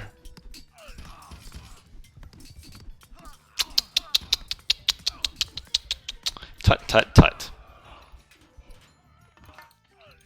So it could have prevented that from going up just by attacking it with the Battle Boar and getting 1 Herseer on the Pharaoh. Doesn't really matter. I mean, this game was over anyway. Because just Luandula just got absolutely rolled.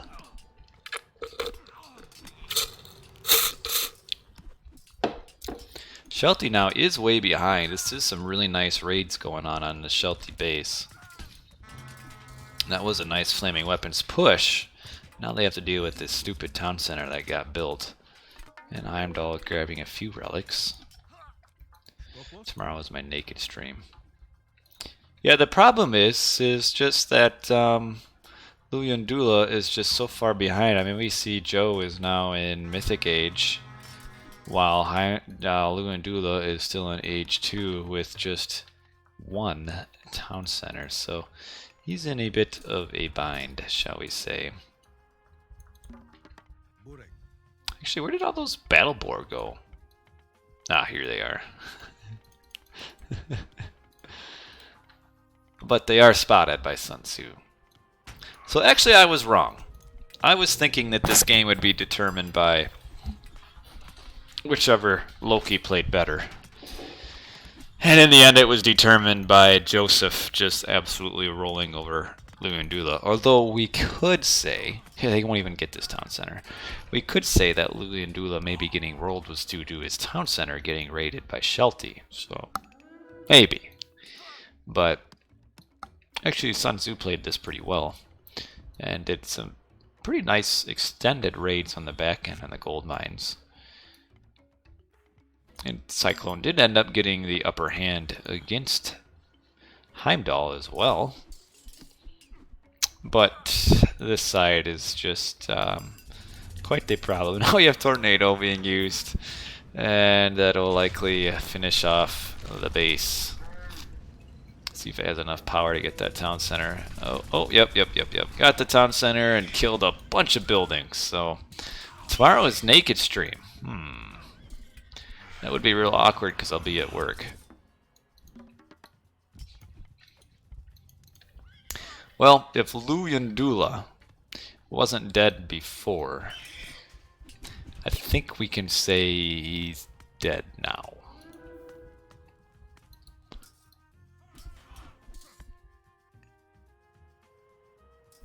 Yeah, just just the shockwave on the chariots, just because. So, well, that's a 2-0 for DoD here. National Naked Police Streaming Day. Yeah, I don't know. I like my job.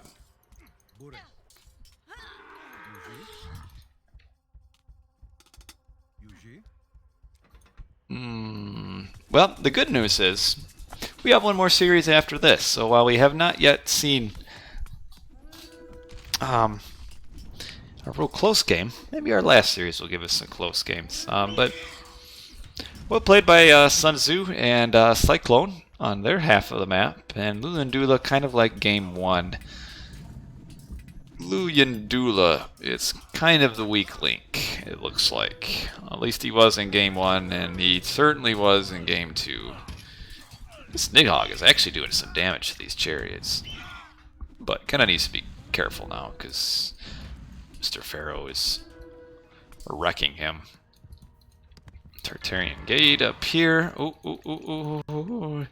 There's a mine right there. Hey, Ozone is back. Happy birthday, man. Ozone turned a bright and shiny 25. I don't know, I'm just guessing. It's probably maybe older than that. We'll go with 29.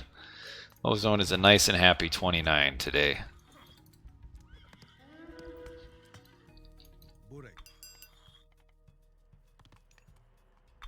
What is going on down here?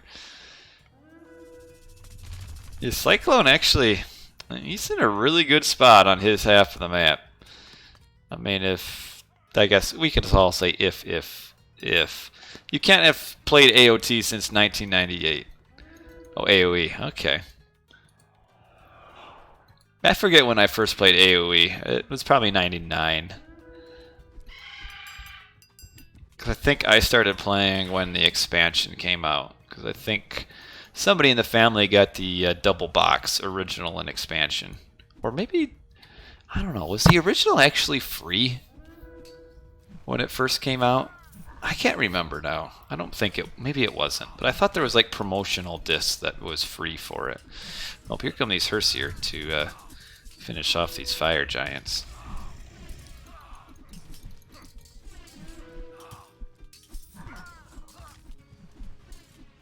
Oh, the flaming weapons. Oh, it was a demo. Maybe that's what I was thinking of. Man, that Nighthawk did flame broil quite a few of those throwing axemen there.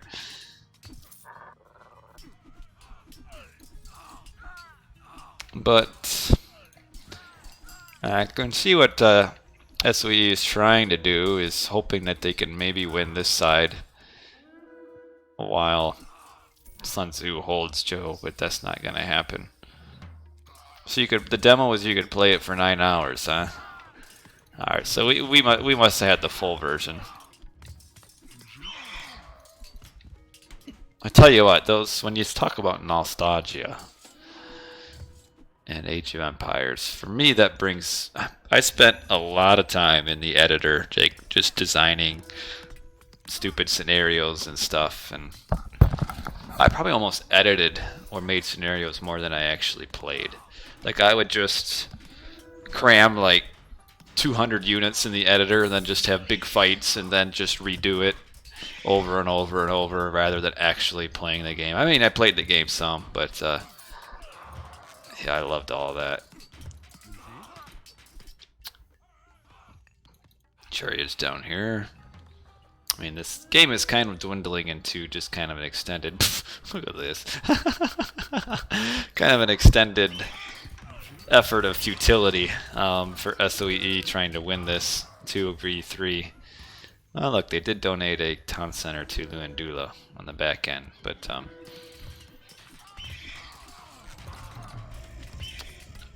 yeah, now Cyclone's trying to fight a 2-on-1 up here. And okay so far.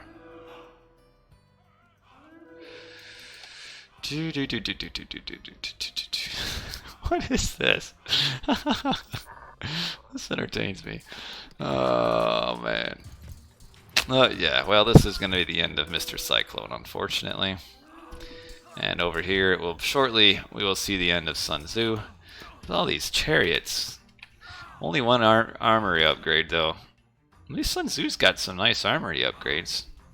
Even has the 3rd Pierce armor upgrade. I like that. Oh, we'll see the chariots coming in. Well, this is, as long as, well, if these priests don't shoot at the fire giant, Sun Tzu might end up holding this initial onslaught. Now they're at the fire giant. Actually, probably should have used a few of his first here to kill the catapults first. Because, yeah, they're going to kill the town center. Well, a good try by the old SOEE guys. But yeah, definitely a good team.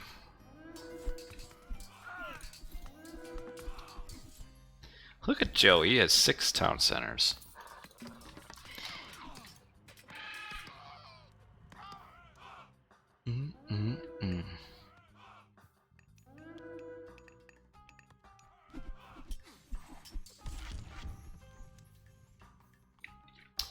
Well, I forgot his wood upgrade, but that's okay. Cyclone really holding on to this right here desperately. Cyclone's still age 3. No, he is age 4. Never mind, he used that Tartarian gate there a long time ago. Oh, Ayla let Heimdall get one of Shelty's back town centers. And oh, we get these villies, so they can duck behind this wall. But yeah, well, this is kind of the end of Sun Tzu. Just Luandula got rolled. It's too bad. Boy, I tell you what, these, what in the world? Okay, we'll take a look at this picture. Oh, look at it, there it is. Are you guys supposed to be wearing the same shirt or what? So that your family could like keep track of who's in their kid, like when they go out, which kid is there? So I'll just look for the yellow shirt, honey. I like old pictures, they're awesome. Look at that. Oh, that's hilarious. Alright, well, we are going to move on now to the last game. Man, look at Shelty's eco. Holy cow.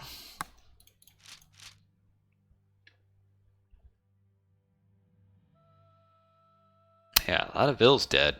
That's what happened to Shelty. Resources, it wasn't until the very end. Joe kind of shot way up. But yeah, well played by Cyclone and Sun Tzu, well played. Louis and Dula, not so much. So we will just, because we can, we will put .A to SOEE 0.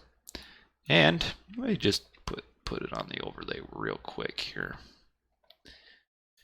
And what is our last game? Our last game, 2 games of the night. F2 versus UCA, Team A. So, let me make sure I've got things ready for our F2 UCA, which looks like I do.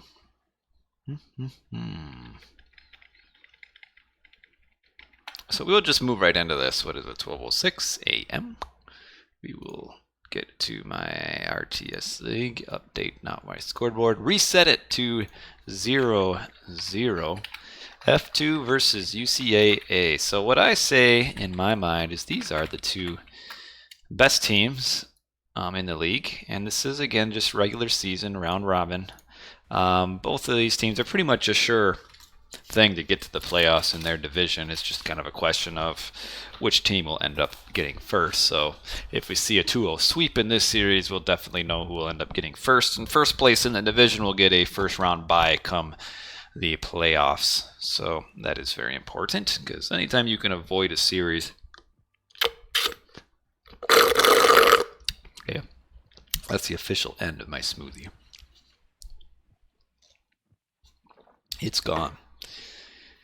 Oh, wait, I'm getting warm. Man, what is this air set in at the house?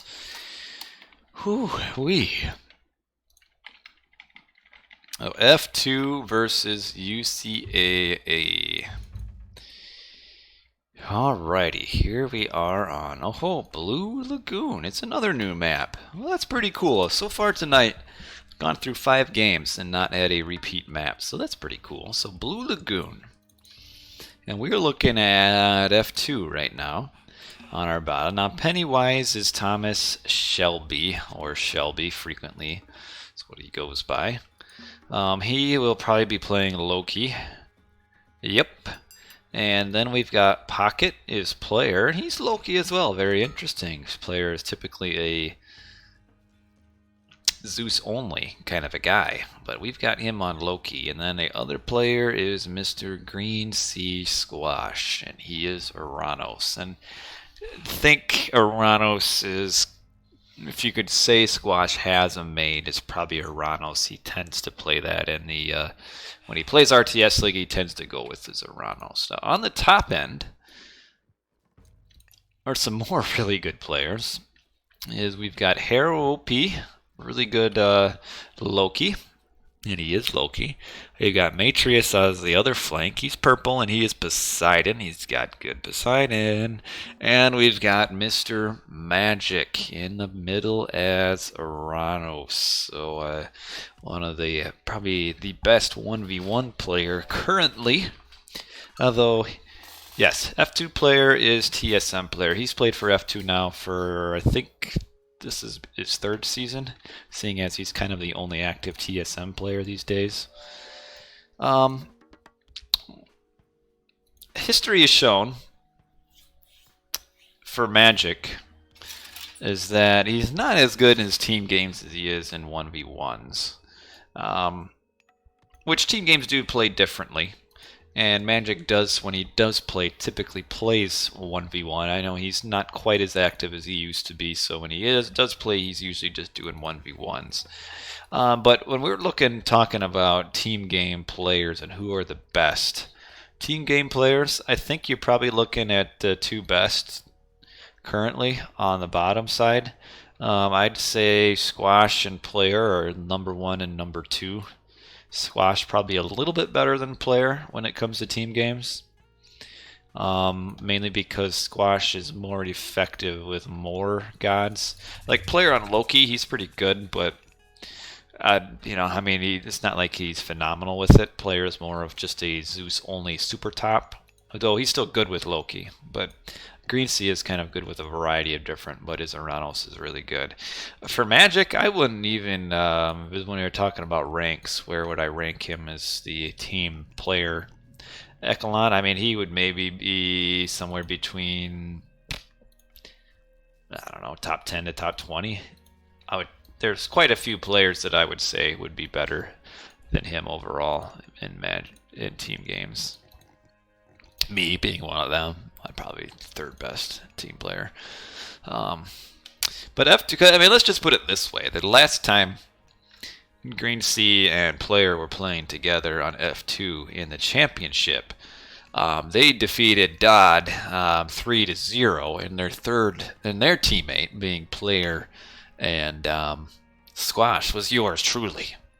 So me, Player, and Squash defeated DoD 3-0 in RTS League Championship. This was probably, it's probably been like almost 2 years now.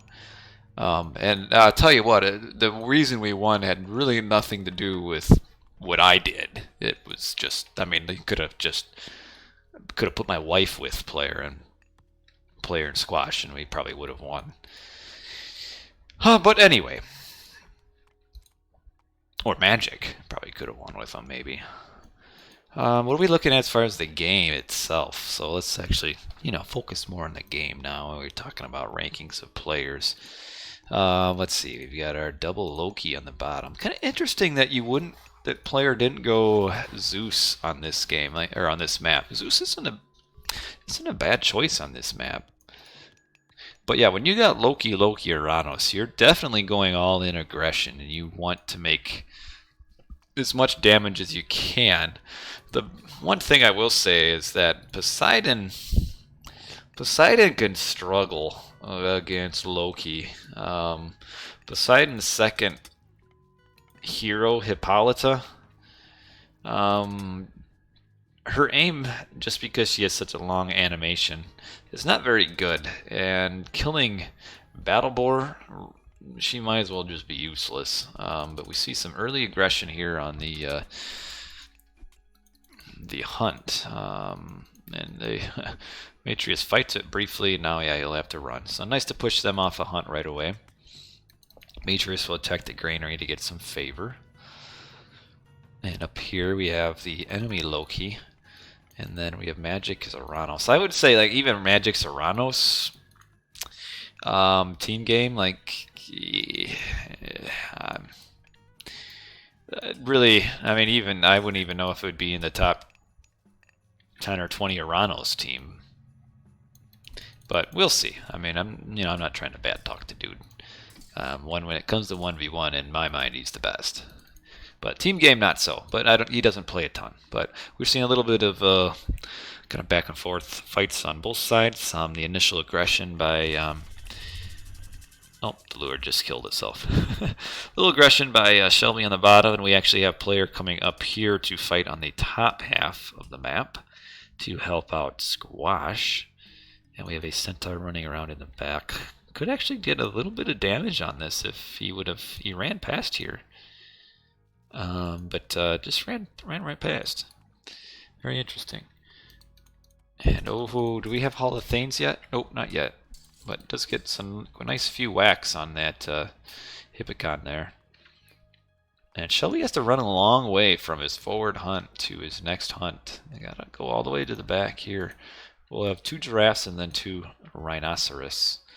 And then, some really, really back hunt here. It'd probably be good for him to wall off from here to here. Army Corps, I don't know if he's playing anywhere. I don't know. He was playing for a little bit on Voobly, maybe 3 or 4 months ago. I don't think he's playing anywhere now. Okay, so where are the rating hearse here? We have some here, and we have some down here. So far, we haven't really seen any big important battles or anything. We have 2 Promethean attacking this. If Shelby doesn't notice, he will lose this Villy. 1 more hit. UCA have the better team? No, they don't. No. I'd actually think that UCA would be better served to have Domitas than Magic, maybe? I don't know. Magic Serranos, maybe it'll prove me wrong. We'll see. But I don't know. I mean, when you got player and get us around on these guys. Well, kinda. Oh, Matrius usually pretty on top of it, but it took him a while to notice this. He's gonna lose 1, 2, probably 3 Vils. You can get these last ones. Oh, got a little too greedy. Didn't get that one. Anyone is better than Shelby. I don't know about that. Shelby isn't super top, but he is not. I don't think he's bad. They got the spy on this. Do they know the hunt is back here? But the question is, so as long as Harrow is defending this, he's not gonna. Squash isn't gonna be able to get at that. Yeah, but nobody on the UCA team is better than Player or Green Sea.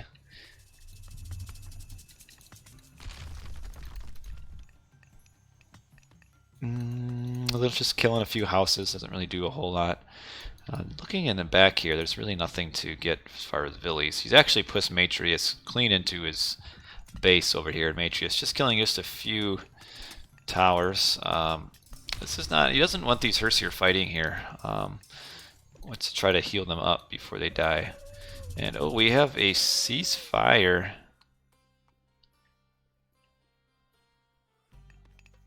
Ceasefire?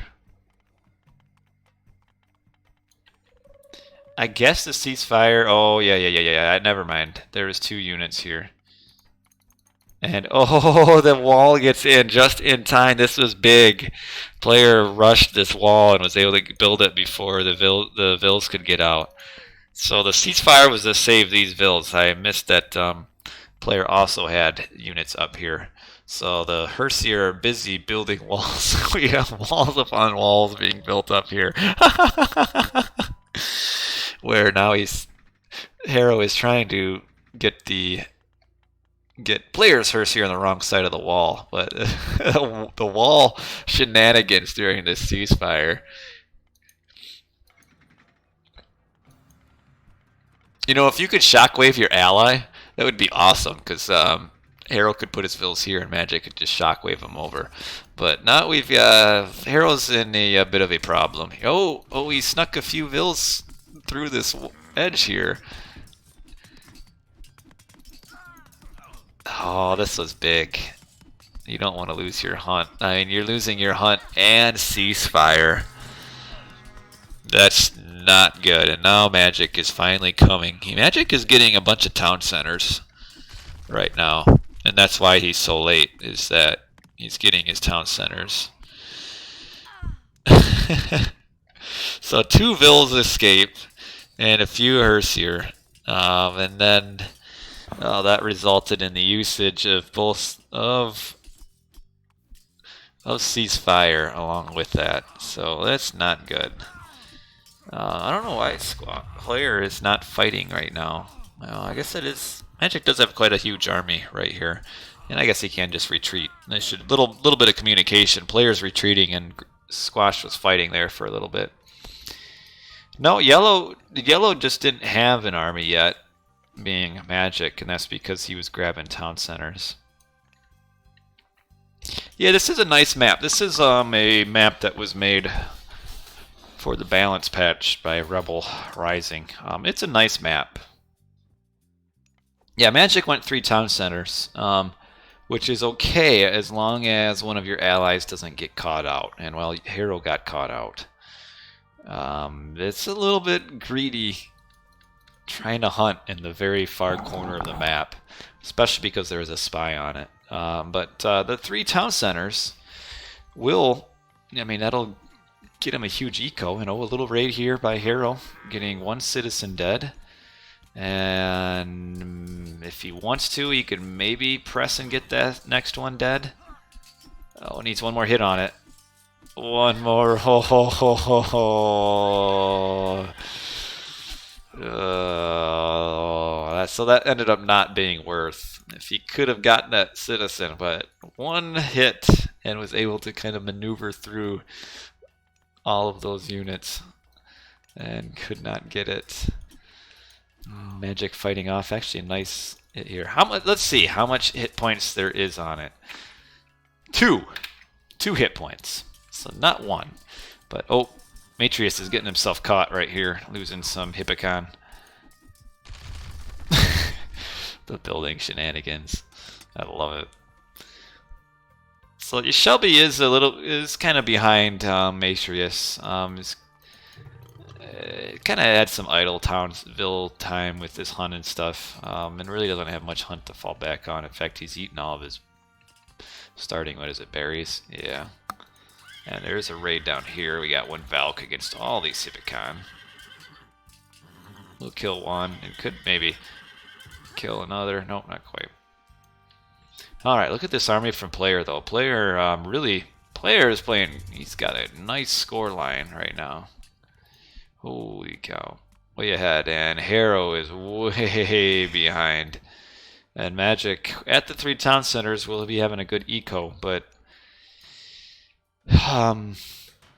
leaving Harrow out. I mean, this is where communication is key. If Magic is going 3 town centers, Harrow should not come up here because it's just too dangerous. Okay, and we have the Contarius coming from Squashy. And we have Matrius is really actually on the upper hand over here. And Magic is helping out a little bit. And oh, we have a Bronze. And a Flaming Weapons. Flaming Weapons will outdo Bronze. Although he is a little bit outnumbered, but Flaming Weapons is much better than Bronze. And that will force Matrius to retreat, although he doesn't lose too many units. And actually Bronze lasts longer than Flaming Weapons, so he can run and then come back to fight afterwards. But now we're seeing it's kind of a bit of a double up here. Harrow is pretty far behind because of that early raid. They are able, I guess, to fight this off for now. Where's Player's army? I guess Player lost quite a bit in that fight. But yeah, we see that Bronze, I mean, the 1 town center Poseidon with the Bronze is kind of an all-in a little bit. And actually, is he going up? Because I saw his score did go down. Yeah, he is going up. So he is aging up right now. Earthquake would actually... Ooh, that is going to be a good Fimble winner. Good Fimble winner because 2 of UCA only have 1 town center. So the Fimble winner will just... I mean, this Fimble winner will completely shut down Matrius's eco, essentially, for the 30 seconds. And the same thing for... Where did the other wolves spawn? Well, we had a kind of a useless spawn up here, and then we had 1 here, and then 2 on Magic. So some pretty good wolf spawns outside of that one there, which doesn't do much. And the Hippocon, the Bronzes run out, and oh, we could get some damage down here. There is just 1 Iron Jar and 2 Herseer. And he will have Earthquake soon. So this game isn't over yet, but UCA are quite a bit behind. Magic is kind of at a 2-on-1 a little bit because of Harrow falling behind early, and Matrius is kind of putting all of his eggs into the Earthquake basket, which actually these... It might be nice to get that town center down without having to use Earthquake, but he's going to have to. Which sucks a little bit. It'd be nice if Matrius could use a hero. So yeah, despite all that work done by the Piggies, does have to use Earthquake, which... Matrius is in... he just has no eco, though, is going to be the problem. Is that Fimble winner killing a decent number of Villies. And oh, just missed the raid down here, just missed the Villies. That would probably be 6 dead Villies. Just missed it.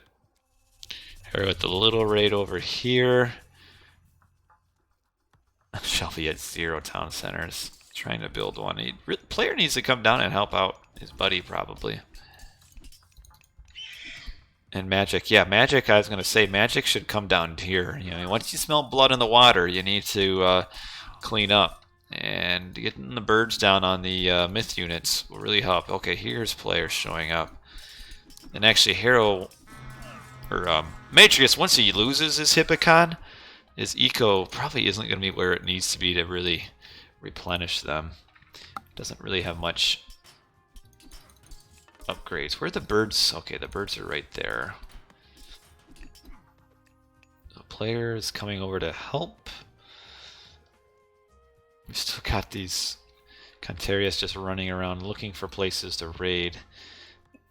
The one thing about Contarius is they are pretty expensive for Atlanteans, and it does kind of slow the heroic age to mythic down a decent amount. But we see, let's see, we do have Helios coming. But now with player showing up down here, that is pushing back Matrius. Will he get, I think he will end up getting decayed again. Somebody was messaging me about it. Oh, so the Contarius missed this, but the wolves found them, and the wolves ate probably all 6 of those vills that were up there. And they'll get on these vills too, and we see there's so many low villies right here. I mean, one shot on a few of these. Yeah, and again, Matrius maybe kind of not paying him as much attention as he should. He should have noticed these dying to kind of realize, oh, the wolves are coming. But wow, that's 5 more vills dead there, and Matrius's army is dead. So Matrius is kind of his power play going up. One town center mythic is pushing through with that earthquake, and now that he doesn't have an army, he's not going to be able to push through anything. And really the only player on UCA that you have in a decent spot is Magic, because he went 3 town center. But Harrow losing those hunt early at the cost of ceasefire. Pink pop. What is color pink? 51 of 115 is his pop. I forget once there's an observer I can use all of that. Now she shows up a little bit too late. But yeah, Magic is now at the point where he has to help both sides. And is using Vortex down here to stop that town center, I assume. Oh, the wolves back here as well. Okay, so that does stop that town center. Holy cow, 2, 4, 6, 7 birds. How about you have them fight? There you go. Yeah, get the birds on the Hika and you will go down right away. Wow, they melted that guy. Nice use of him to get the army away, but you'd like to get the Hika Gigantes on the town center because of all the damage he does. Hippocon did come back, but we've got this raid down here, and these vills will soon have no place to go. And we have flaming weapons on this front to kill this town center. These vills, yeah, kind of doing the little jig jog to get out of here without losing too much, but he's going to have to lose all of his Hippocon. Town center does go down, and then we have a Vortex back. And then player runs. That is a lot of town center fire, and now the Vortex to fight under. So having to use 2 Vortexes just to kill 1 town center. Though that does effectively waste. What is player doing? Oh yeah, he's got a little bit of some mismanagement here. The only 1 Vortex left, and Matrius now, even though he got Pennywise down to 0 town centers there for a bit, and it's eco in shambles, I mean, Matrius is pretty much the same spot right now. And player, it's not often you see the flaming weapons run, but oh, he's getting caught up here, and he's got a lot of low hit point Hearse here, and oh, ooh, that's a lot more damage he took there. Well, actually, they kind of waded through that little edge there a little bit better than I thought they would. Oh, we got a Nidhogg up here from Shelby, getting on all this eco right here. Dwarfs on fire. And then a raiding Atlanta. Oh, the fire giant spawn, that'll help out. Yeah, the problem was just while Magic did his 3 town center, his Harrow got a little bit too much of his economy killed to the point where even though Magic got a better eco than everybody else there for a little bit, Harrow was just so far behind. It was kind of like a 2v1.5 on that side. And then because Magic had to help out Harrow so much, when Matrius was using Earthquake and got Pennywise down to 0, that allowed Player to come over and help out. And then Magic was just a little too slow to come to this side to help. You gotta watch out for his birds, though. Birds do kill fire giants pretty decently, but when they're shooting at Herseer, they don't kill the fire giant. And Shelby will be able to defend that. And now Matrius is even in a worse spot because he has no gold. His closest gold mine is not this one, is down here, and they're gonna be kind of having a little bit of a party at this gold mine down here. And we have another vortex to kind of didn't need to use that vortex. Huh. Like, I don't think Player would have ended up fighting right here anyway. Yeah, Magic is Magic did take Matrius's back town center, and yeah, now because of that vortex, that allowed Pennywise or Shelby to come down and get to this gold down here. So Magic vortex, it kind of left Matrius in a lurch, and Matrius is feeling the effects now by losing all of his gold mining. So that's going to be it. I mean, Matrius, where's he going to get gold now? There's no place. He has no trade. His next gold mine is up here, but I mean, he can't even get to that gold mine, so he's going to be gold starved at 22 minutes. And even though, yeah, I don't know why. I mean, I know Matrius likes to play Poseidon, but you might as well just go Zeus. Just the Poseidon against all the myth units, just not good. You need Zeus. I mean, Poseidon can be effective.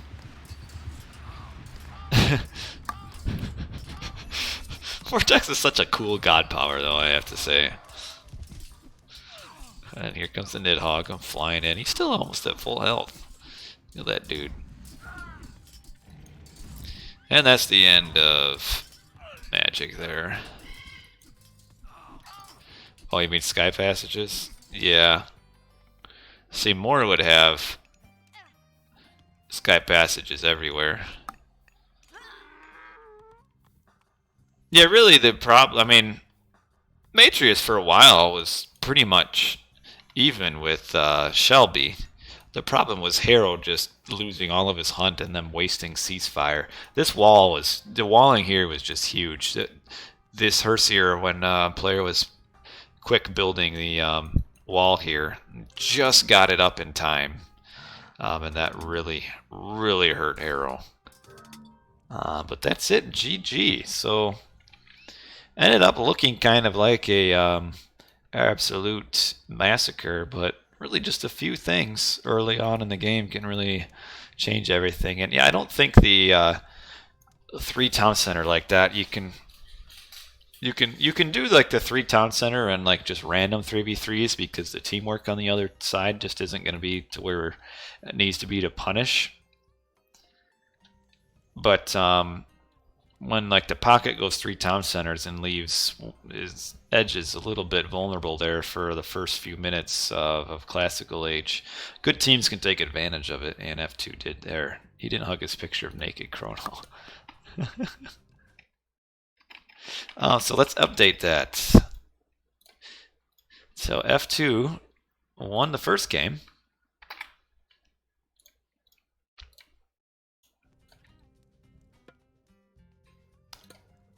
And we will go on to our second game. So I don't know whose map this would have been. This probably, maybe, I don't know. Might have been UCA's map. Oh, game 2. Medit. Yeah, so that first one was definitely UCA's map. And now this one is going to be F2's map because player loves Mediterranean. I think he could probably play Zeus Mediterranean like all day, every day, and be perfectly happy. So at least the nice thing is we've had 6 games tonight, and this is our last of the 6, and it's been a different map every time. That's pretty cool. But anyway, on the right, we're looking at F2, and we've got player, he's Zeus, he's Pocket, he's blue. Flame Jr. is Aranos. Flame is replacing Shelby, and we're having an Aranos for Loki, and then Squash is up on the top as Hades. So Hades is Zeus Aranos. That's some pretty good. Flame Jr. is Flame. I think he did Flame Jr. because I don't know. Maybe it's to like imitate me with Baby JJ. I don't know. On our left is UCA, and we have a few new players. We've got Domintas as Hades, and he is this teal/cyan player, whatever you want to call it. And we've got Matrius Pocket, he's Poseidon, and then I Kill You Die is Oranos on the bottom. So Oranos, Poseidon, Hades, Oranos, Zeus, Hades. So pretty similar teams, just minus a Zeus for a Hades. So, Hades is a pretty good god choice. You get Pestilence. Though I would actually think that Poseidon would be better, maybe slightly. The late game you do get really strong archers in case you start getting in a stalemate somewhere. But I don't know. I'd almost go Poseidon because then you could use Lure and have some hunt at your town center. But yeah, we got quite a few underworlds that we could get, and that is also true. Hades does get underworld, and Poseidon does not. So I don't know. Maybe that kind of, I guess, thinking of it that line, maybe it is better for Hades than Poseidon because you get that underworld. The underworld is huge, just because Medit is just so tight on the land. Just to be able to underworld from here to here is just so big. What are we looking at for fish? Fish 2 packs for him, 2 packs. 1 and 2. Flame is kind of behind on the fishing production. He's only got 2, now 3, and he's 2 behind I Kill. So I wonder what happened that put him behind. Huh? It's interesting.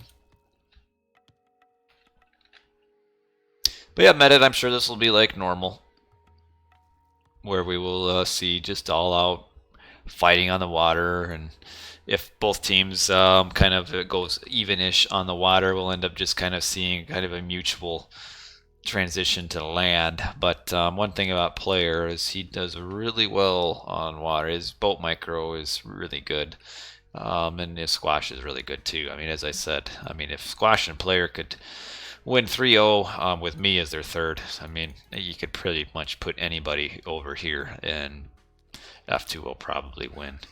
But UCA really good players as well. They got some really solid team players and a couple that are pretty good at 1v1s now as well. Okay, so Athena for Domintas. I guess we could. This Athena, Matrius is going up Hermes, Squash is going up Athena as well. I guess Hades does get restoration as well instead of, and Poseidon does not. So yeah, Hades is better because you'd rather have restoration than like ceasefire or what's the other one? Pestilence.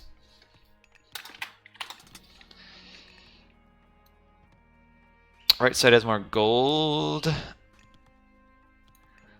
I don't know. You got a bunch mashed up here. I don't know. 1, 2, 3 gold mines, and there's 2. I mean, maybe one more. No. Yeah, maybe one more. No, there's 3. That's even. Oh yeah, you can make the arco. All right, so Domintas is up first. So the really kind of the early question always is in 3v3 meta is where does the pocket go? Which side will the pocket help? So a bunch of 4:30-ish advance times. That's all pretty quick. Prometheus, Athena, Hermes. We got one more person who's still in age 1. It looks like, is it Matrius? No. Maybe I missed them all. Maybe they are all up. Alrighty, so the first little aggression is here. We will have the 2 Atlanteans facing off down on the bottom, with Flame getting the first few volleys. Needs to pay a little bit of attention there. Alright, 4-on-4 down here in the bottom. Looks like our double will be on the top. 2-on-2 up here and 1-on-1 down here. The one nice thing about Atlantean boats is they are faster than everybody else's, so they can kind of swoop around and kind of outmaneuver other boats. But so far it looks like we'll just have a straight up 2v2 and a 1v1 with nothing doing on land.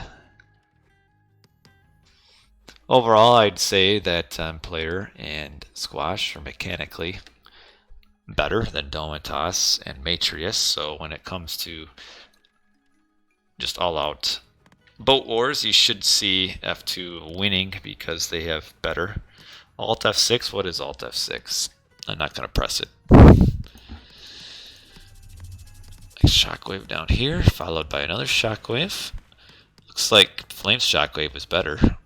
Got quite a few boats. And we have our first restoration used up on the top, followed by a second by Player. And this is where having Hades instead of Poseidon is going to help, because if they need to, F2 has another restoration.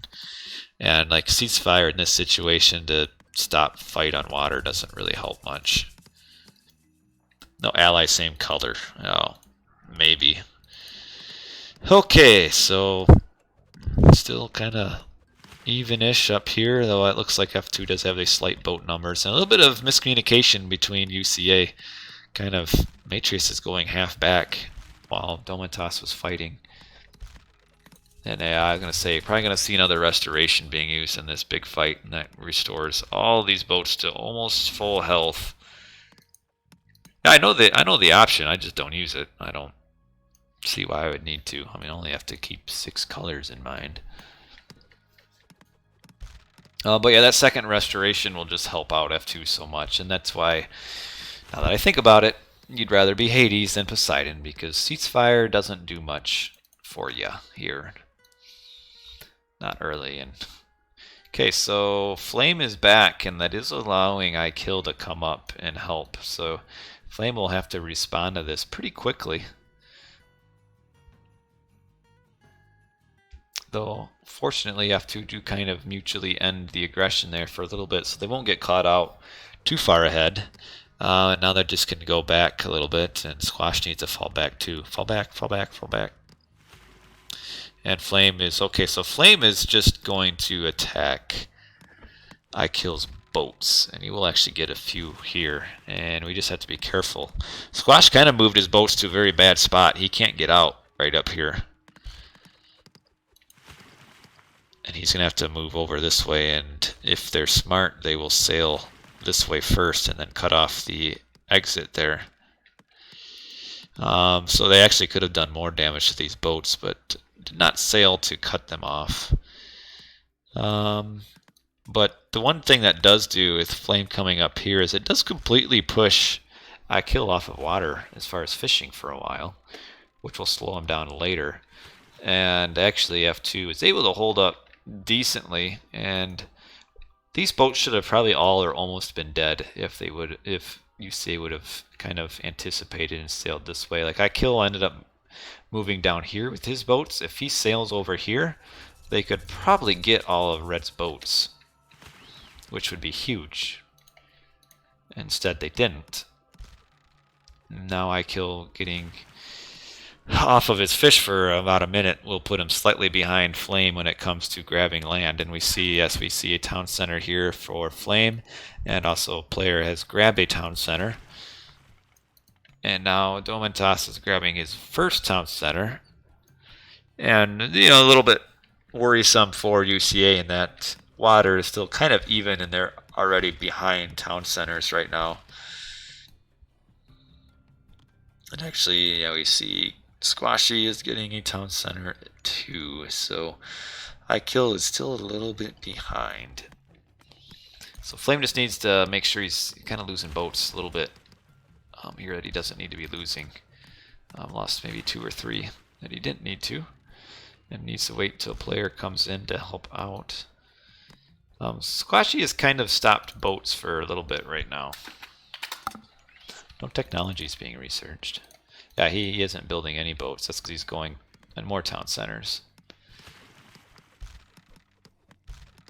A big fight here. All these boats are a little bit out of position. We'll have to come down and show up just a little bit late. Oh, come on, you need to get him down here.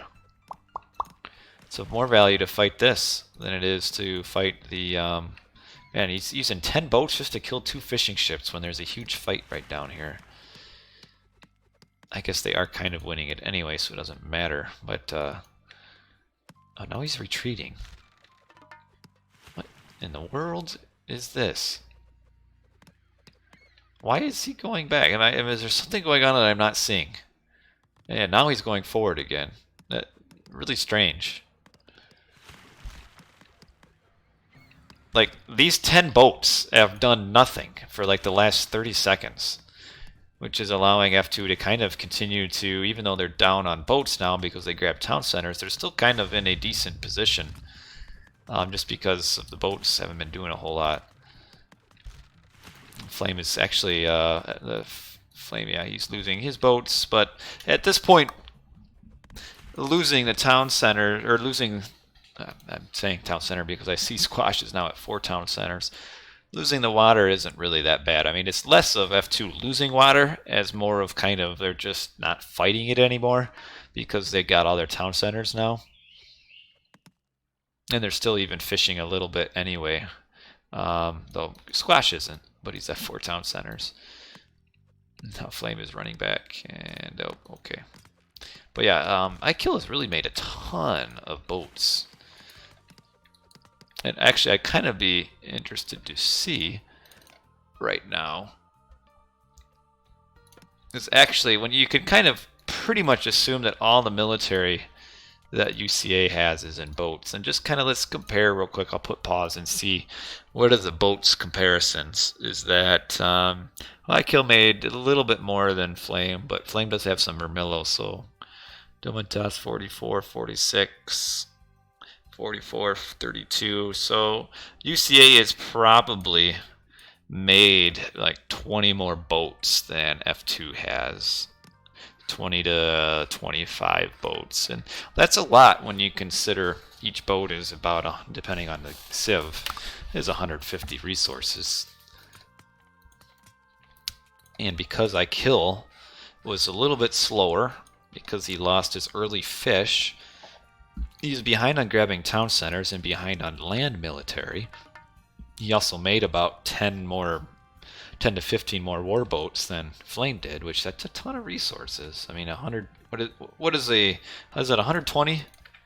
Yeah, 120 resources per boat. So by making say we just 10, that's about 1,200. Yeah, that's 1,200 more resources that he made into the water that Flame didn't. And now we see that Flame's got really a stranglehold on the land right now.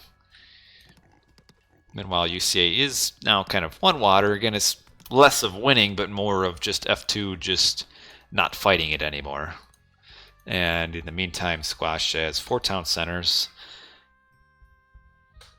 I mean, right now, 6 town centers to 8. And F2 has had more town centers for... I mean, we can just look real quick at the timing. Just look at the difference in time that we see for the settlements, and then also Vills. Even though they've kind of lost water, they're still almost. UCA is catching up now, but they're ahead on land eco. And we do have a ceasefire that was just used. That's to allow iKill to get this town center. He's not going to get it.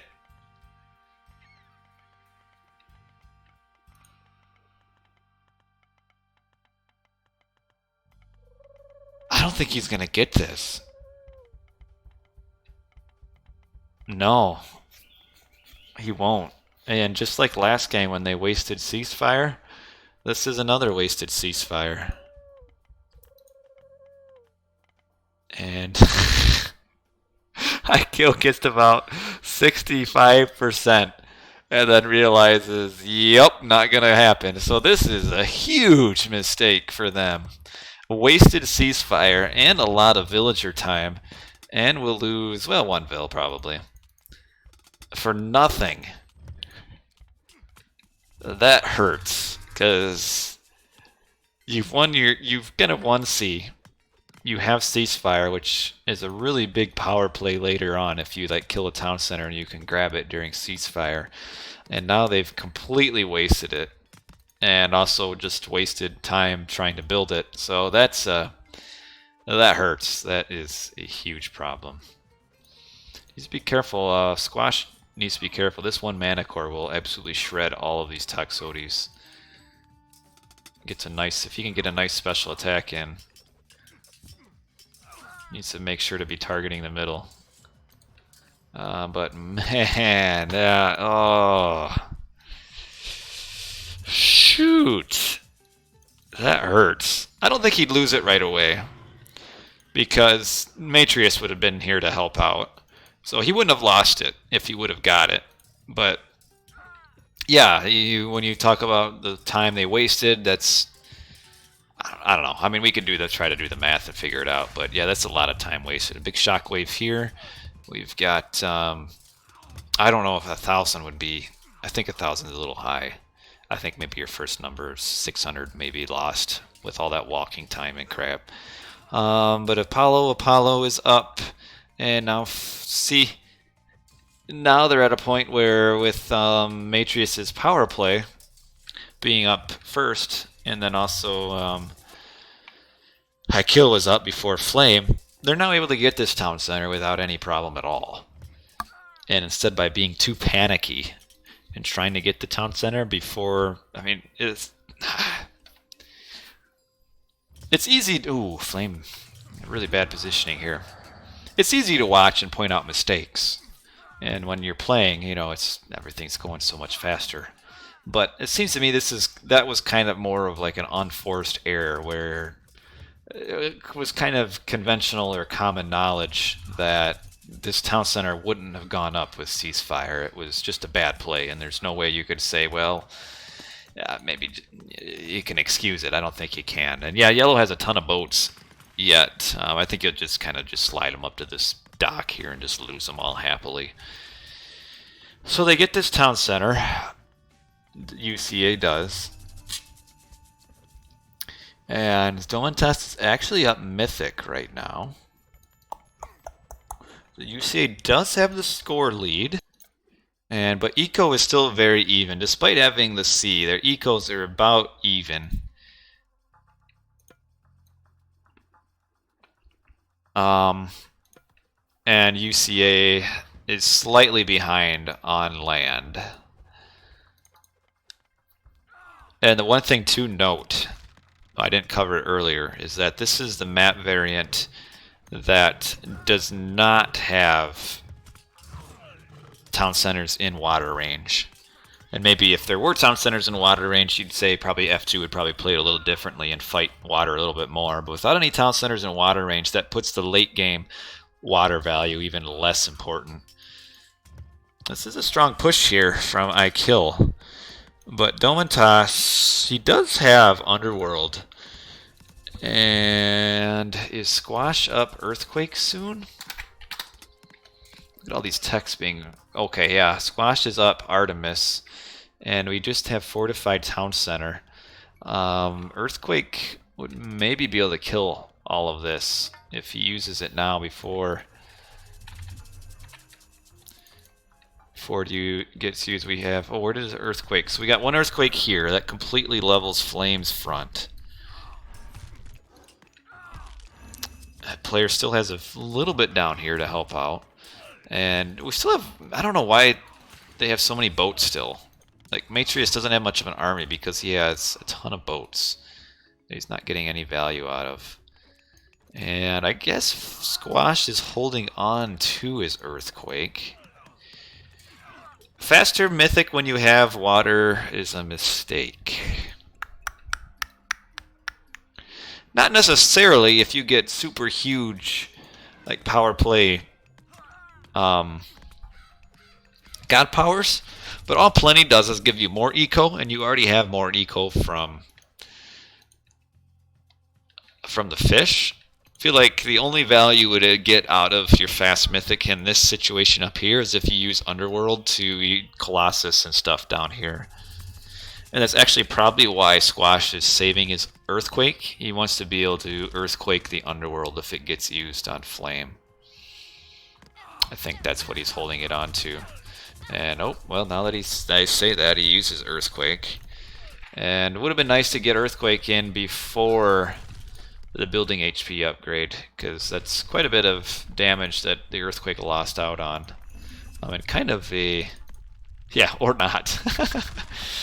Kind of a non-important Earthquake there. It does kill a lot of houses, but they can be rebuilt pretty quick. The problem is there's just so many buildings here to suck up all the damage with the building upgrade as well. But yeah, Domintas fighting at 4-2 town centers. I mean, really, I think what he should have done is as soon as he aged up is do an Underworld over here onto Flame. And then with Flame losing, they used to have to, for now, losing on the front. And then they wouldn't have been able to really fight back on the back end. Though I guess Squash could have just Underworlded himself. Maybe. So I don't know. The problem is you got the 4-2 town centers. But yeah, they had only a 3.0 Richter earthquake. Yeah, could have done more. He waited too long. It was after the first armory upgrade, or the building upgrade came in. But Hades has really strong archers. We do have pretty much all tech upgrades for the army for Domintas, but fighting at 4-2 town centers in this situation, Zeus V, it's not like Zeus can use Myrmidons to get that anti-Greek attack. He went up with Vortex, okay. I mean, he housed him, but he shouldn't be housed anymore. I mean, it only takes, for Greek building houses, doesn't take long. But I think, still, Chiral Ballista, unupgraded Chiral Ballista at 20 minutes. Probably not the right unit choice. My kill is just now getting fortified.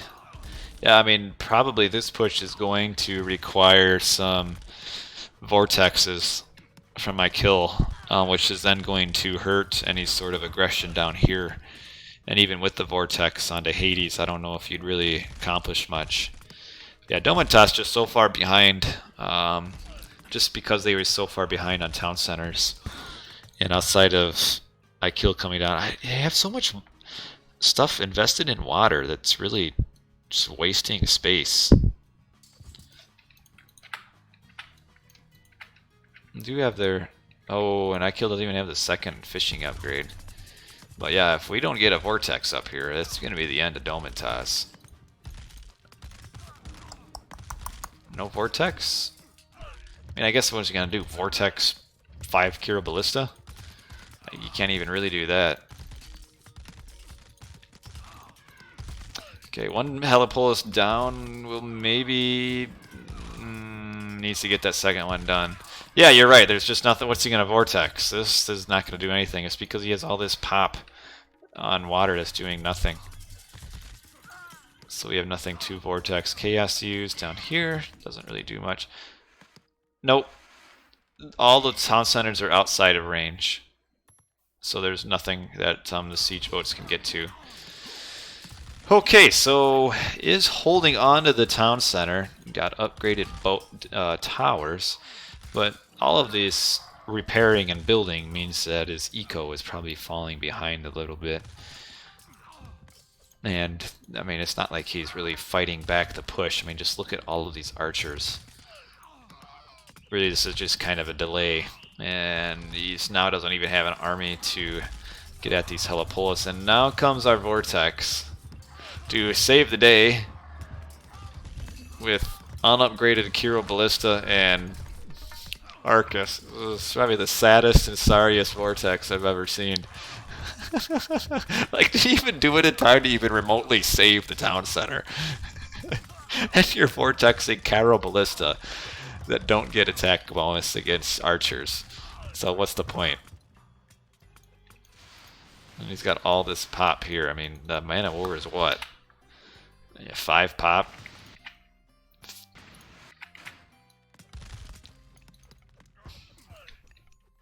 And now that's kind of the army down here for I kill, so they have nothing.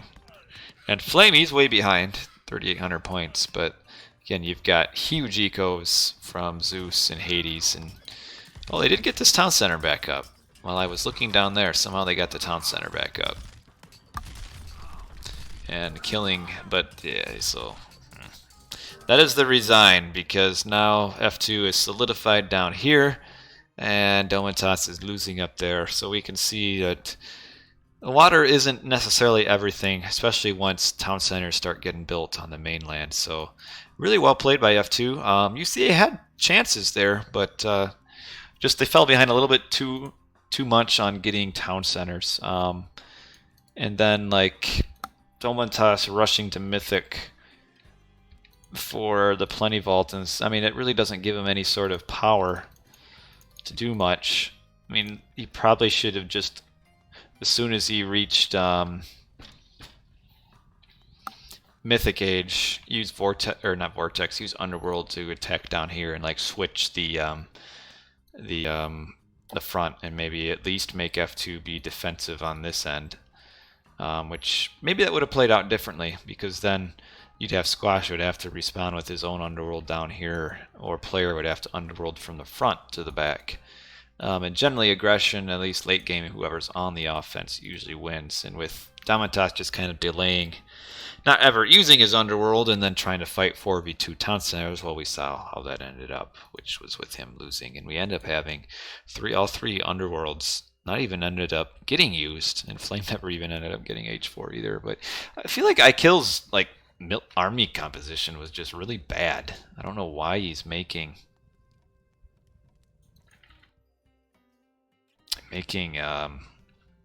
Caro Ballista. That's kind of a weird choice. We think of the pop values being halved. I mean, that's the whole game is balanced around it. It's a completely different balance system when you think about AOT, Age of Empires 2 to Age of Mythology. Let's update that last score here. F2 2, UCA 0. What's amazing is all the games that I've streamed so far for RTS League, there hasn't been a 1-to-1 yet.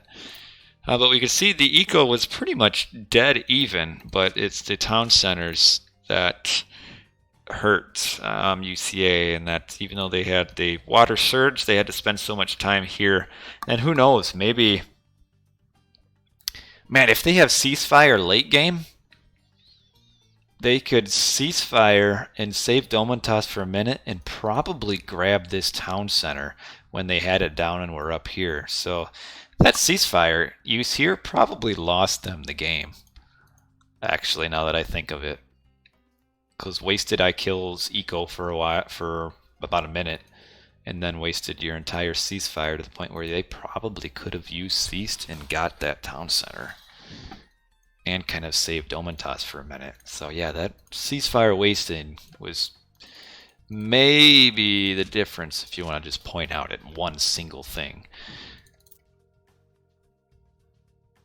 But very interesting game. That was, as far as Medit games go, that was about as good of a Medit game as you'll get. But I am going to, after streaming last night and playing for about 2.5 hours, and now doing about a 2.5 hour stream tonight, I think I am AOT'd out. So when will I stream next? Well, I work this weekend. Well, no, this isn't this weekend. My schedule is so weird, I always forget. I work tonight. Well, tomorrow night for me.